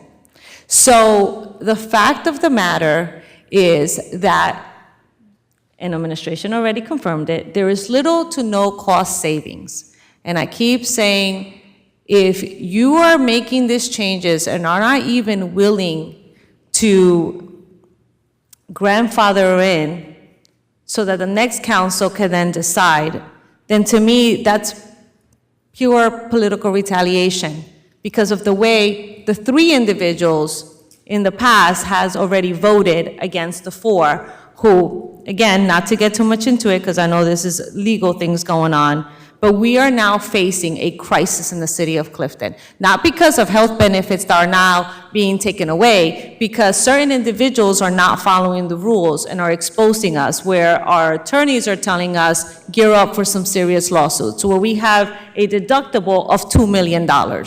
So the fact is the fact, right? And what is the fact? That Councilman D'Amato said that this is going to impact everyone the same. Well, no, it's not. There's 2 council members, which I said, they worked, they put in their time in the city of Clifton, and they have health benefits. They are entitled to it, no doubt about it. But here's the fact. The reality is, because we are self-insured, if there are city employees, retired or current, who have severe medical issues, and I'm talking about 1 or 2, because we are self-insured, that in itself will trigger our premiums to go up. Not because of the individuals who don't use the insurance, it's the ones who use it to the point where now it's, and Councilman Gibson, we all have wished him well, it is no secret, right? But I highlight this because the irony of it is that these are the gentlemen who are pushing to take away the health benefits from the council, who now affects myself and the mayor, but at the end of the day, when we came on the council, these were our benefit packets. This is what we are entitled to. When the taxpayers voted us into office, this is what they said that we were our compensation.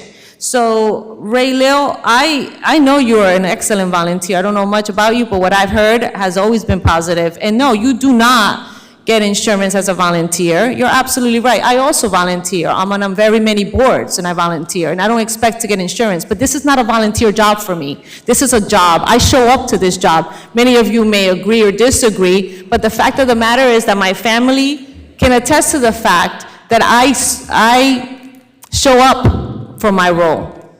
I am a not one-time councilwoman. I am serving my 2nd term, and I have served the city for over 10 years. So I am not going to be shamed for sitting here and fight what I believe I am entitled to as an elected official, and the residents of the city of Clifton voted me in. And didn't vote me in to just made it, but I was always voted in by the majority within the pack. So to Henry, you made the comparison about medical benefits and how and you gave us some history back in the day about the big salaries. Well, we don't get the big salaries. And by the way, last thing, Mayor, Henry, that three-ring circus that you referred to, those are called Latinos on that side of town. That 3-ring circus, I'm sorry, Mayor.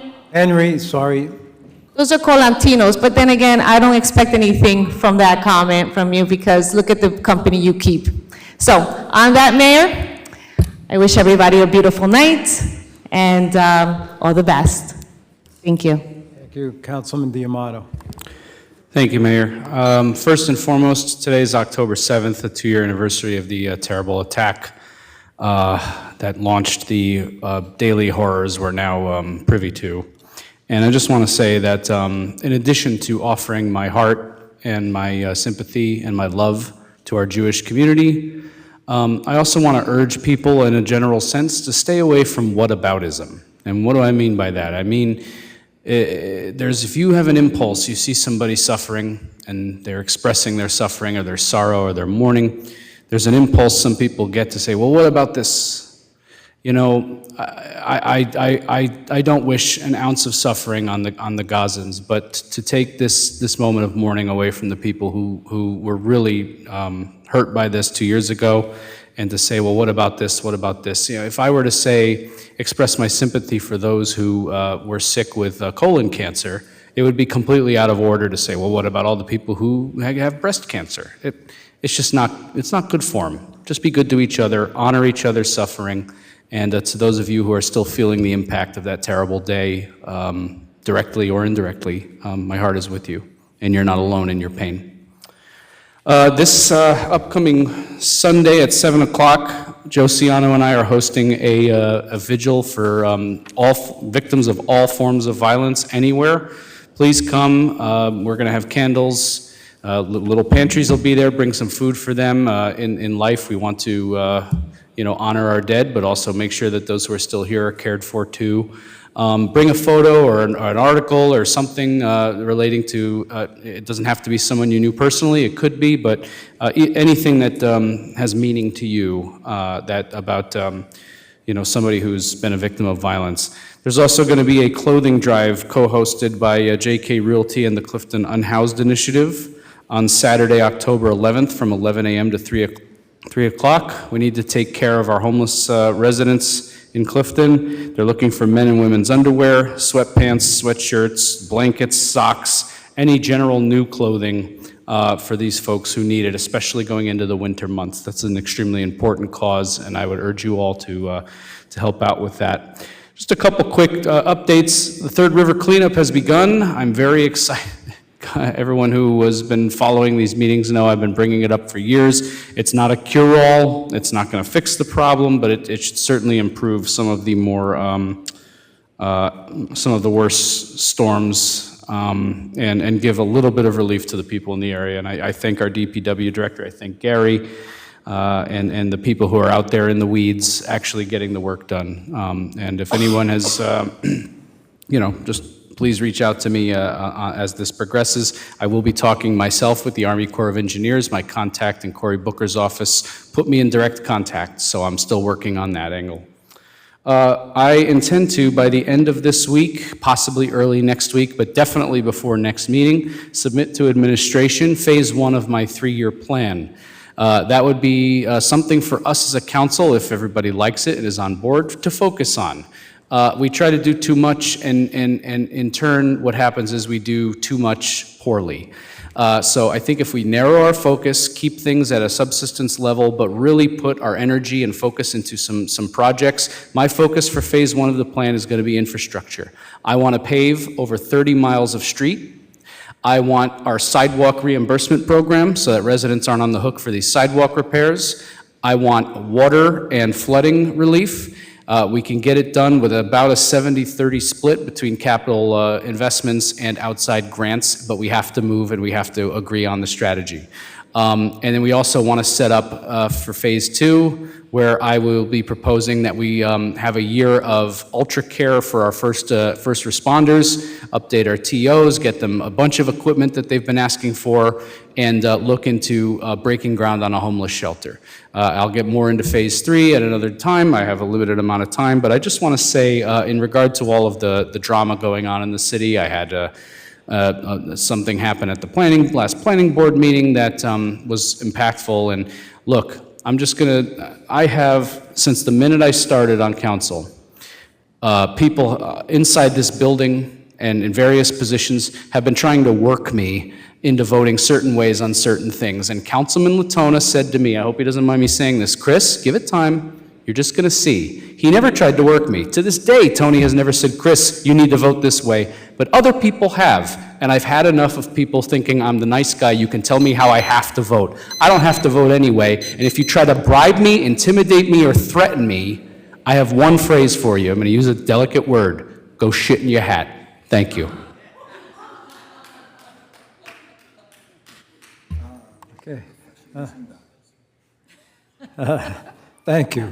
I think earlier, Councilman Latona mentioned something about some of the programs, and interesting fact is that the CHIP program, which is Clifton Home Improvement Program, it was established 50 years ago on October 7th, 1975, and this program offers a grant to up to $20,000 to make repairs on owner-occupied 1, 2, and 3 family homes. Eligibility is based on gross income and weighted on the size of the family.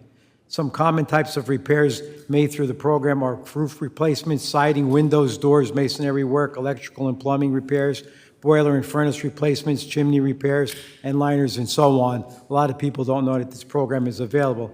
This program not only benefits the city residents, but also keeps local contractors working, as well as benefiting the area lumber yards and supply homes. So as of today, this program has already assisted 1,257 Clifton residents with home repairs. So if this is something that interests you when you fit the criteria, it's certainly a program worth taking advantage of. If you'd like more information, you could probably, on the program or an application, please reach out to Brian Rogers or Derek Fieldhouse in the Housing Department. And they, of course, they say thank you to Housing and Urban Development for providing funding through the Community Development Block Grant. To Gerard, I think, you know, one of the visions, of course, for the growth for the city of obviously, you know, enforcement, which is really big, ordinance enforcement, and also that the On3 project presents, you know, many opportunities for growth and more revenue in the city of Clifton. And so as that project continues, it will bring, in a few years, hopefully sooner than later, much needed revenue to the city as far as tax dollars, which is a good thing. So we're hoping that something like this, you know, moves quickly and it will help the revenue in the city. So that's just one way that we could see, hopefully, for improvement for the cities, a program, you know, that On3 project really moving along. I think that's all I have because we have quite a bit of agenda left, so we're going to go back to. Mayor, just one thing on what you said. With Assemblywoman Begoli coming on the 27th, Right. the deadline, Councilman Kojai, is the 31st for Stay New Jersey and Anchor. If maybe, Mr. DeMarzo, you had that PSE&G connection. Can that day, that afternoon, can we make sure we have our folks from the CHIP department, PSE&G, Stay New Jersey, I know Margaret from the Senior Center helps on that. Can we maybe have all those people here for all those programs where our residents could come in, like one-stop shopping, and we can help them in all of those programs? I don't know how my colleagues feel, but if that's something we can do, bring it all together in this room, it would be a home run. Councilman, what was that date? We'll try to. October 27th, the state of New Jersey's coming as part of the unclaimed funds. But if we can set up a CHIP station, an Anchor station, PSE&G, we can help The CHIP program has helped residents. a lot of people. They don't realize that a lot of people qualify for this, and we do have the money for it. So, right, like if Councilman Latona said, if we could have someone there, because, you know, a lot of people are eligible for this program, so. It's a good idea. I like it. We'll see who we can get to coordinate it. Okay, all right. And lastly, that CBGD one actually helps people for inside their homes, whereas CHIP is outside, so maybe we can get that represented also? Am I correct on that? There's no one that the RFP has not been approved yet, but we'll Okay. see if we can get somebody Okay, to no problem. cover that. 3 as out of well. 4 ain't bad. All right, so we're going to have to go back to the regular agenda, which is, we're back on discussion, I think, did we finish 4? I think we finished 4, right? Okay, I so think we we'll be on did. discussion 5, which is late item. That's a notice of determination, local finance board. Well- I think Councilwoman Sajikula put that on. Right, I think I discussed it during my council privilege, and I urge everyone to read it. We are asking the censored resolution will be on the next agenda for people to vote. So, again, waste of, and Tom, you're working on getting me those bills. As I said, the then council approved Judge DeLucia, retired Judge DeLucia, to spend up to $17,500 to investigate this false claim. That was in, what, 2022? He still hasn't billed the city. Could you imagine? So now, if he miraculously sends a bill, I'd like to know where that money's coming from, because what I've learned, that money had to come from the 22 budget, not now. And we're waiting to see how much, and it was Dominic Carmengola who wrote these fake ethics charges. How much did he bill us for that? So talk about malicious prosecution. Look that word up. But I think that's all I have to say about it. Go ahead. Unless somebody says something that I have to respond. Yeah, and just for interest of the public, I mean, I'm speaking as somebody who's come into this with fresh eyes and won't be here long. This is now the third time in my year and a half on council, not a very long time, where one of these results of these investigations have come back totally unfounded, fabricated, and one against Tony. This is, to me, the classic, most basic, old-fashioned political tactic in the world, folks. Accuse others of that which you yourself are guilty. Amen to that. Okay, Amen well, to that. let's, So Mayor, yes, sir.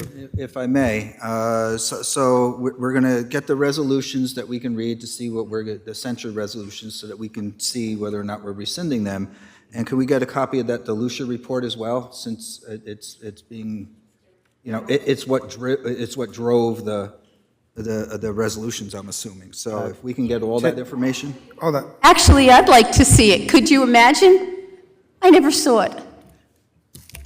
And just on that, if this bill comes from this independent judge that we were talking about, that the administration picks the investigators and the judge and jury, I'm going to vote no not to pay it, because according to the state, it never had merit for an investigation. So we had a independent retired judge who, you know, they were all handpicked, did an investigation that the state said it had no merit to even do an investigation. So we'll wait on that. And for the public, more is going to come out. You'll see. And then, And wait, I do have something else to add. Not only did he not bill us, the then resolution where any outside attorney, I think at the time, was paid $150 an hour, the then counsel, at the suggestion of our legal department, paid him $200 an hour because he was a retired judge. Isn't that interesting? All right, we have to get back to the agenda, because, No, we do, Mayor, and if we could just back up the discussion. This was on the agenda. Okay. discussion of which one? If we can back up to D4 on the discussion, because again, I had expressed my disappointment earlier about the fact that we're awarding a contract for 3rd Street that is not including now sidewalks and curbs, but is not including the bump outs that we put in place for pedestrian safety. And, you know, Councilman Latona, one of his biggest beefs, and I share that beef with him, is that if we're going to now go in and install it 2 years down the road, we're ripping up work that we just did. So would it be possible to see if we can find out what a change order would cost us in order to be able to do those bump outs permanent? We put up those candlesticks as a temporary measure to see if it works. We have found out that it works better than the speed humps, ramps, whatever they're called. It works better than the rumble strips. It is a successful way of protecting our pedestrians. 3rd Street is a major pedestrian route for our kids going to Christopher Columbus Middle School. And so if we're now awarding this contract and doing the work, I think it would be beneficial to us to be proactive and find out what it would cost, since we're awarding it without the bump outs, what it would cost to do a change order. And in the event that the change order is less than 20%, I would certainly favor I'll second that. doing that measure. Okay, is that possible? Absolutely, Your Honor. All right, thank you. All right, so let's, One more thing on that. I'd like to read what it says about speed tables, bumps. I call them speed tables because speed tables are built into the road. Bumps don't have to. As speed tables are going to have a more drastic effect on vehicle speed since they provide instant and physical feedback, whereas the narrowing effect of bump outs requires an induced reaction and higher sense of caution for motorists to be effective. So both work. We need to do something. And I think Tony said it. Don't tell us what we can't do. Tell us what we can do. And just lastly, and not to get into it, yes, we need a plan first if we're going to remove them, a plan if we're going to put in the rumble strips. We were supposed to do that, I think, with Haddonfield, because we were told we couldn't use tables on Haddonfield because of the pitch. So if those are the streets, and then also get a recommendation to come up with another location where we need to put the speed tables so we can put in the rumble strips on Dwaz Line, Haddonfield, and another location where it's needed. Bart's not here. We can't put speed tables on Dwaz Line because of the traffic by the laws. So I know he's going to bring that up. So we would have to look at doing something like bump outs or rumble strips or something. So if we wanted to do something that long stretch of Dwaz Line, that's where we'd have to do with that. How about Third from Clifton to Highland?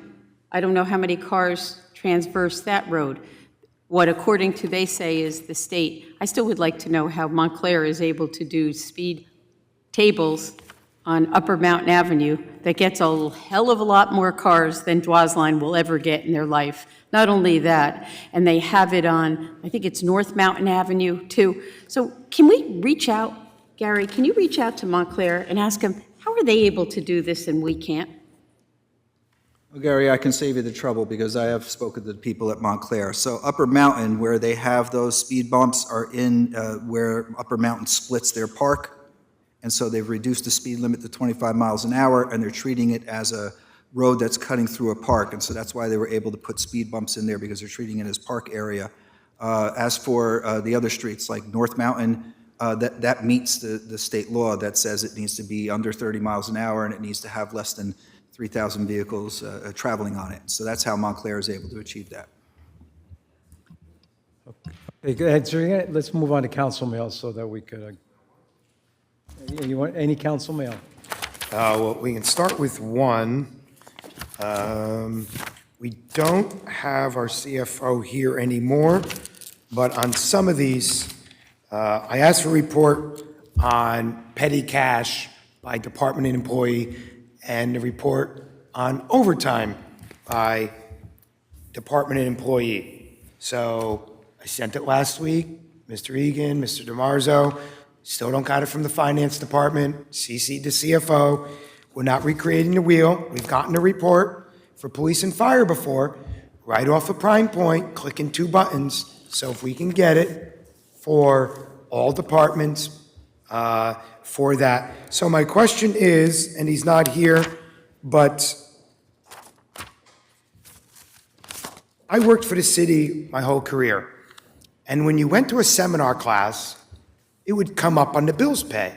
You would get a check through the city, hotel, airfare, whatever it is. So we had the personnel manual that said you got $50 a day for food, certain amount for hotel. Well, that manual we spent, I heard, who knows what we spent. We probably gave some another lawyer 25, 50 grand. And then we either rescinded it or we never implemented it. So the CFO isn't here, but I want to know how we're spending $50,000 or $100,000 a year on licenses, training, education classes, seminars, but none of those bills are shown up on the bills pay. And that's concerning to me because the first year I was on, I seen a hotel bill on the bills pay, so I know we used to do it. And once I questioned the cost of it, since then, they're not coming. So how are the employees going to training seminars, classes, and all this stuff, but there's no POs for them on our bills pay? So I'll be very interested to find that answer out. We talked about economic developer. It was a part-time employee to begin with, so we already set up for failure. Unfortunately, he passed away a year or two ago, and we need to fill that position because we probably are leaving millions, tens of millions of our location on the line. And my last question, Crossing guards, overtime.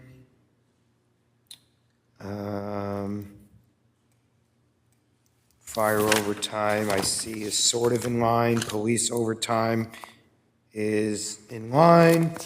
And that might be all I have on CM1. So, again, we get those reports for email to us. We did generate them. I can get you to tomorrow. I just didn't get it to the I got you. email for I this appreciate evening. it. But Thank I you. did, we wind up creating those reports, and we'll forward them to the council tomorrow morning. Appreciate it very much. That's all I have on CM1. Any other Mayor. council mail? No, on CM1 still, because I want to clarify that the police department, yes, they are within budget, and based on projections, they're going to land where they need to land. The fire department overtime is going to go over, there's no question about it. At this point in time, through 3 quarters of spending, they only have $52,000 left. They've already spent $667,000 in overtime.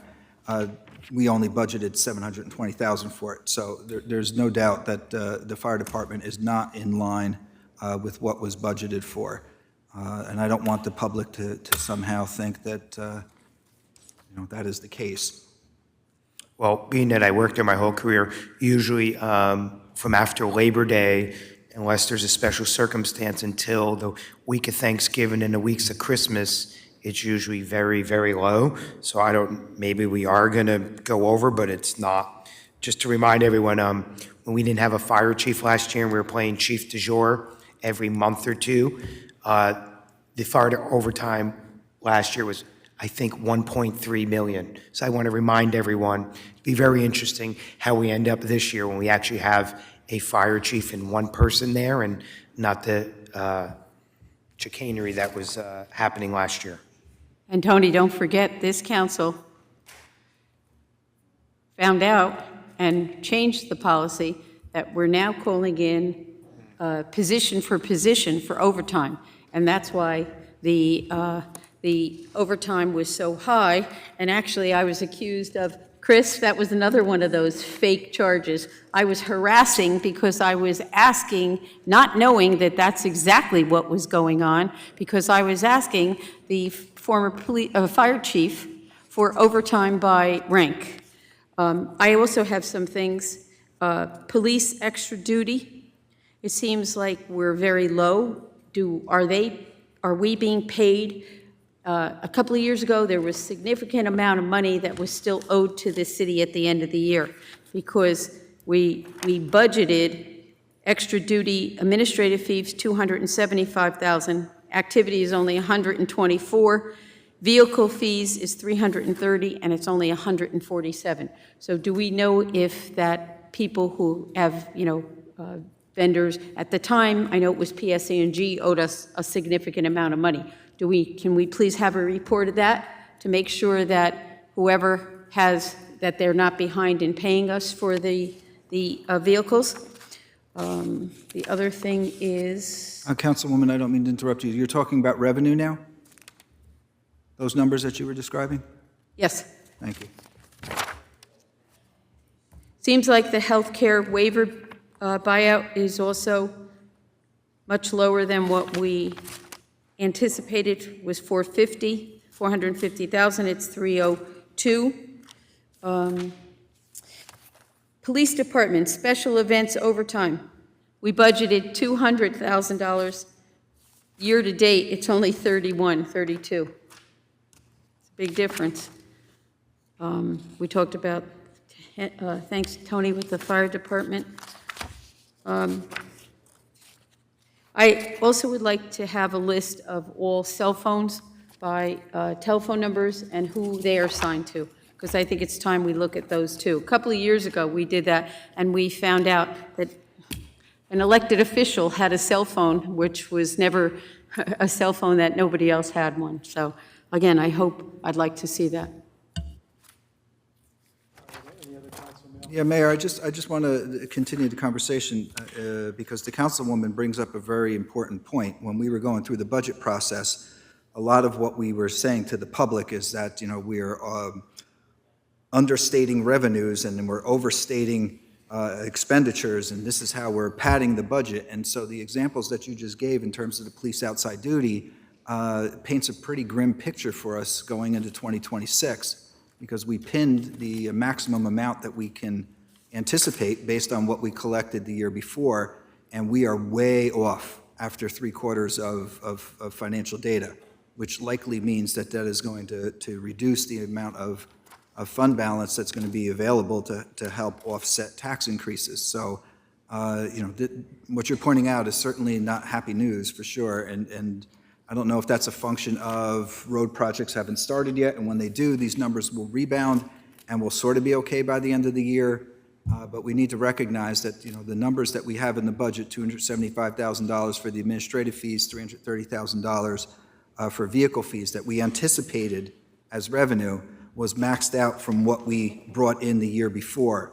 And so now here we are 3/4 of the year through, and we're only bringing in $150,000 and $182,000 respectively. And that's just going to put more pressure on us come the 2026 budget. And then the only other thing that I want to clarify, and I hope that Councilman Latona is right in terms of the ebbs and flows of how overtime works for the fire department, but for the first 9 months, they averaged $74,000 a year or $74,000 a month in overtime, and we now only have enough money left to pay $17,000 a month in overtime. So hopefully you're right, and no one takes vacations in December, and there's no buyouts of any kind of sick time. I know some towns put that into contracts, but that's another number that is going to put some additional pressure on us when we have to deal with the 2026 budget. And just the last two things on that, Mayor.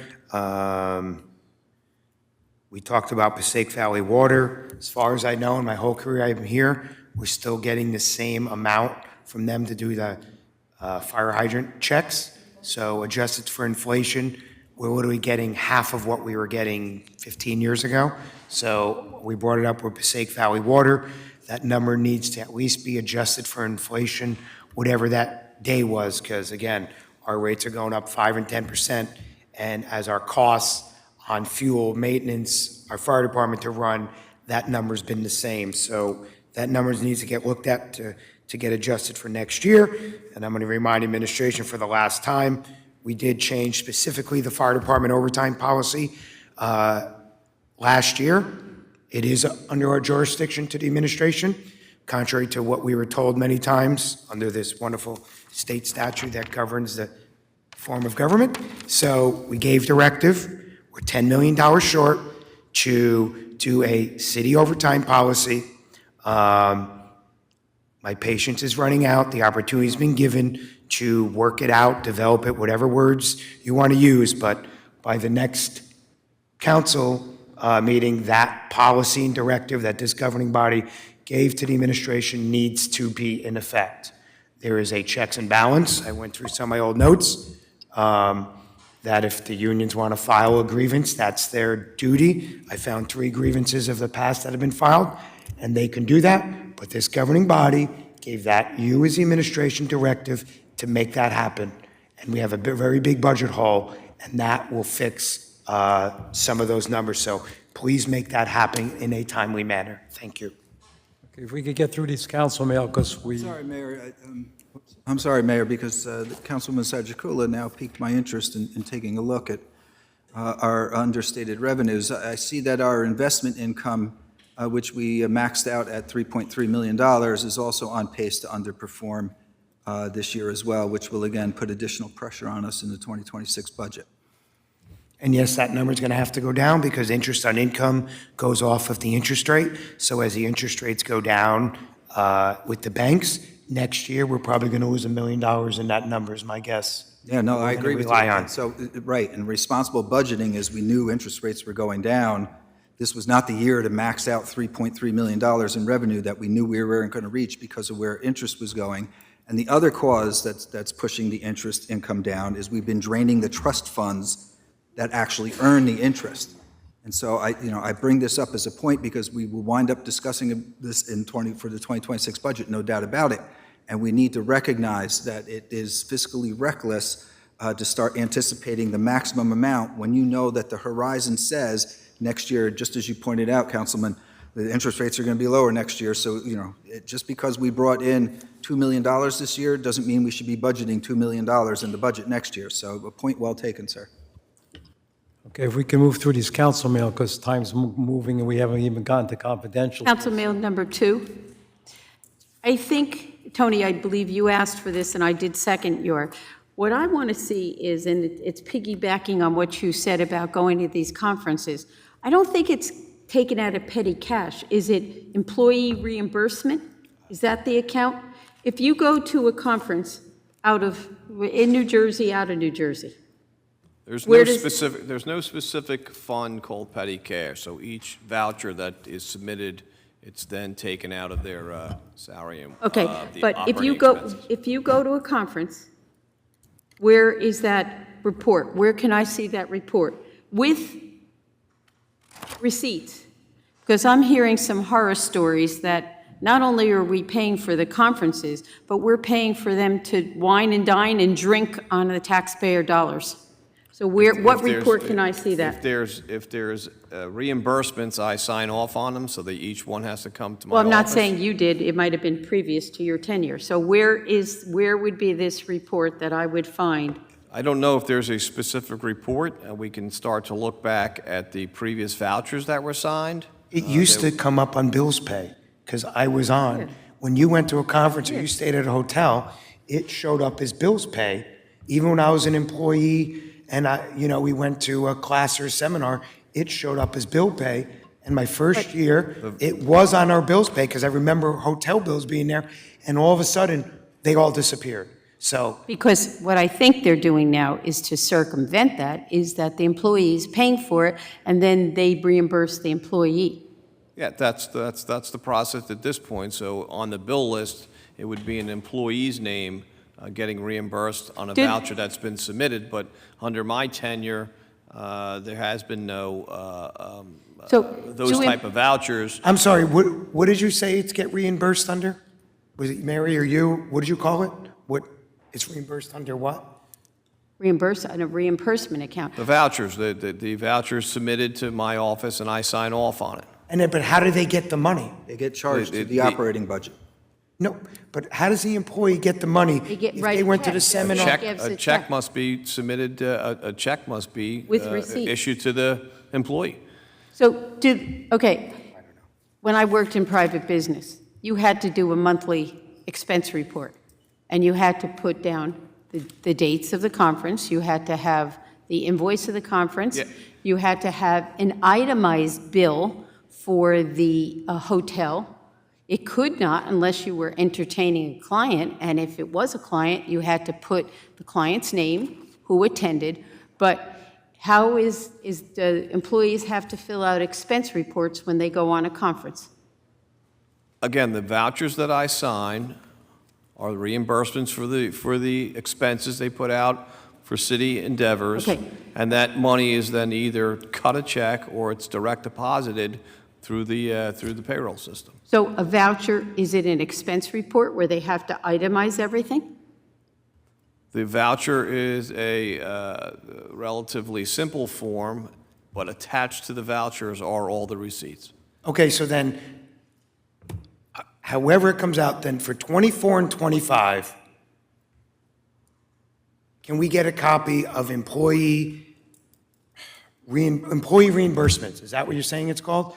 For 24 and 25, a copy of employee reimbursements. Somewhere, I want to see... You want all the vouchers that have been signed for 20 Well, and 25. I want to see where the conferences, the classes, the training, on our budget here, 26,000 was spent, this was spent. It's not showing up anywhere for us to see where it used to show up. So instead of petty cash, where I thought that's where your email said it was paid out of, can we just get the report of employee reimbursements for 24 and 25 only? Again, a specific report might not be available, but what I can give you is I can start to go back from yesterday and start giving you copies of the vouchers or the voucher systems that I've been signing off on. Okay, but question, but aren't records kept by department? So, I don't know, pick a department. There are records on departments. Somebody submits a voucher, and I sign off on the voucher. The receipts are attached to the voucher form. It goes through the process, and the employee is reimbursed based on what is submitted. Right, Okay, so but just- wait, just let me finish before you start. That's this side of the equation. I'm looking at the other side of the equation. How does that hit the budget? Where does that show? That's why you have to keep records by department. Because how do you know, like Tony's saying, in whatever department, I'm not going to mention any specific department, seminars and training. How do you back into that number if you don't keep the records by employee for that department? I don't know if it's a specific employee, but the run would come out of MIS or Edmunds or whatever accounting software he's using. I don't know if it's line itemed specific that it says Councilman Latona gets $55 back for balloons. I don't know if it's like that. So the But I last question I'm going to understand. ask is, just like we run a report through Prime Point for overtime, you can run one for employee reimbursements. I mean. I don't know if that's the case, but Okay. I Okay. understand what you're looking for, and I will start All right. with, All right. the Let's move on. We got a long vouchers night. and what has been It's- submitted. it's So there's 11 been no o'clock. out-of-state. All right. Let's move on. Once you Okay, had manager. put in the prohibition for out-of-state travel, the last one was signed for the fire department, and then the employee base was advised that any out-of-state travel would have to come to the council, so no out-of-state travel has been submitted to. If there's nothing that pressing on Right, council but mail. this is important. This is important. Yeah, I but we're not going to understand get, it's we're not even going to late, do. but it is. It's We won't even get the confidentials tonight. This is just council mail. It's information. It's more than information. It ties directly into the budget. I understand and that, questions but- Tony was asking. So we're yes, asking for more information, right?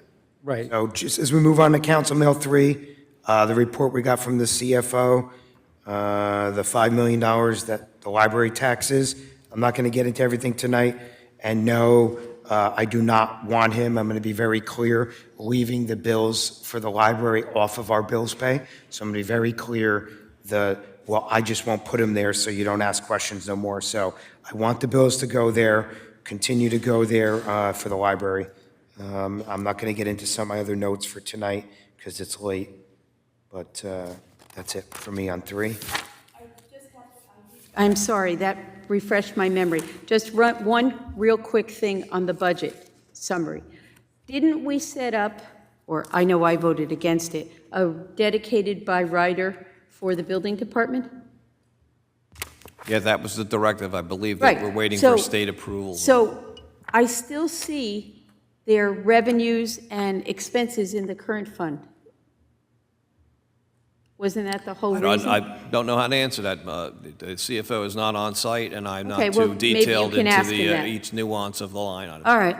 My guess is the issue was that it had happened so late in the year that the state probably told us to finish out the year like you did the year before and starting in 2026. Well, we should have been informed of that, so, thank you.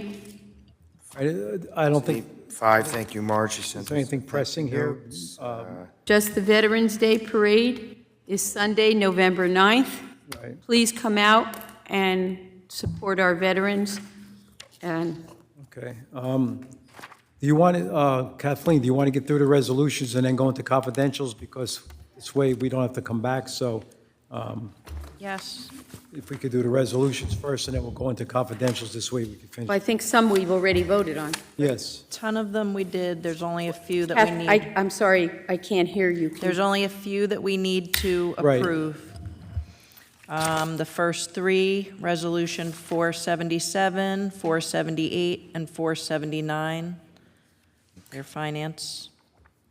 So I'll move those 3 resolutions. Second. Okay. And then everything up until, Well, wait, could we move those? Those are, we have to vote on those? We move them in second? Those 3? are there any objections? No. No, there's no. No objections. Some were good. Yep, we're good. Then we'll go to Resolution 497, 498. Wait, 497, 498. Go ahead. Didn't we did that. I'll move those two. 498, 499, 500. Would it, okay, I'll I'll move the 4. move those. There's no objections. And what else is left, Kathleen? I think that's it. 507, for that right-of-way use I of thought pilot? we did that. I thought we did that in the we did that in the work session. Maybe we did. We did that. Now, what are you saying? You're saying Well, to just to make reject? sure, No, they did reject. I'll I make mean, a if you want motion to for move everything 507. else as a Second. group, it's up to you. Okay, so that ends resolutions then, right? Mm-hmm. Okay, so now we could go back into confidentials. What did they say for that last one? So a motion to go back into closed session, Mayor. Okay. We have a second? Second.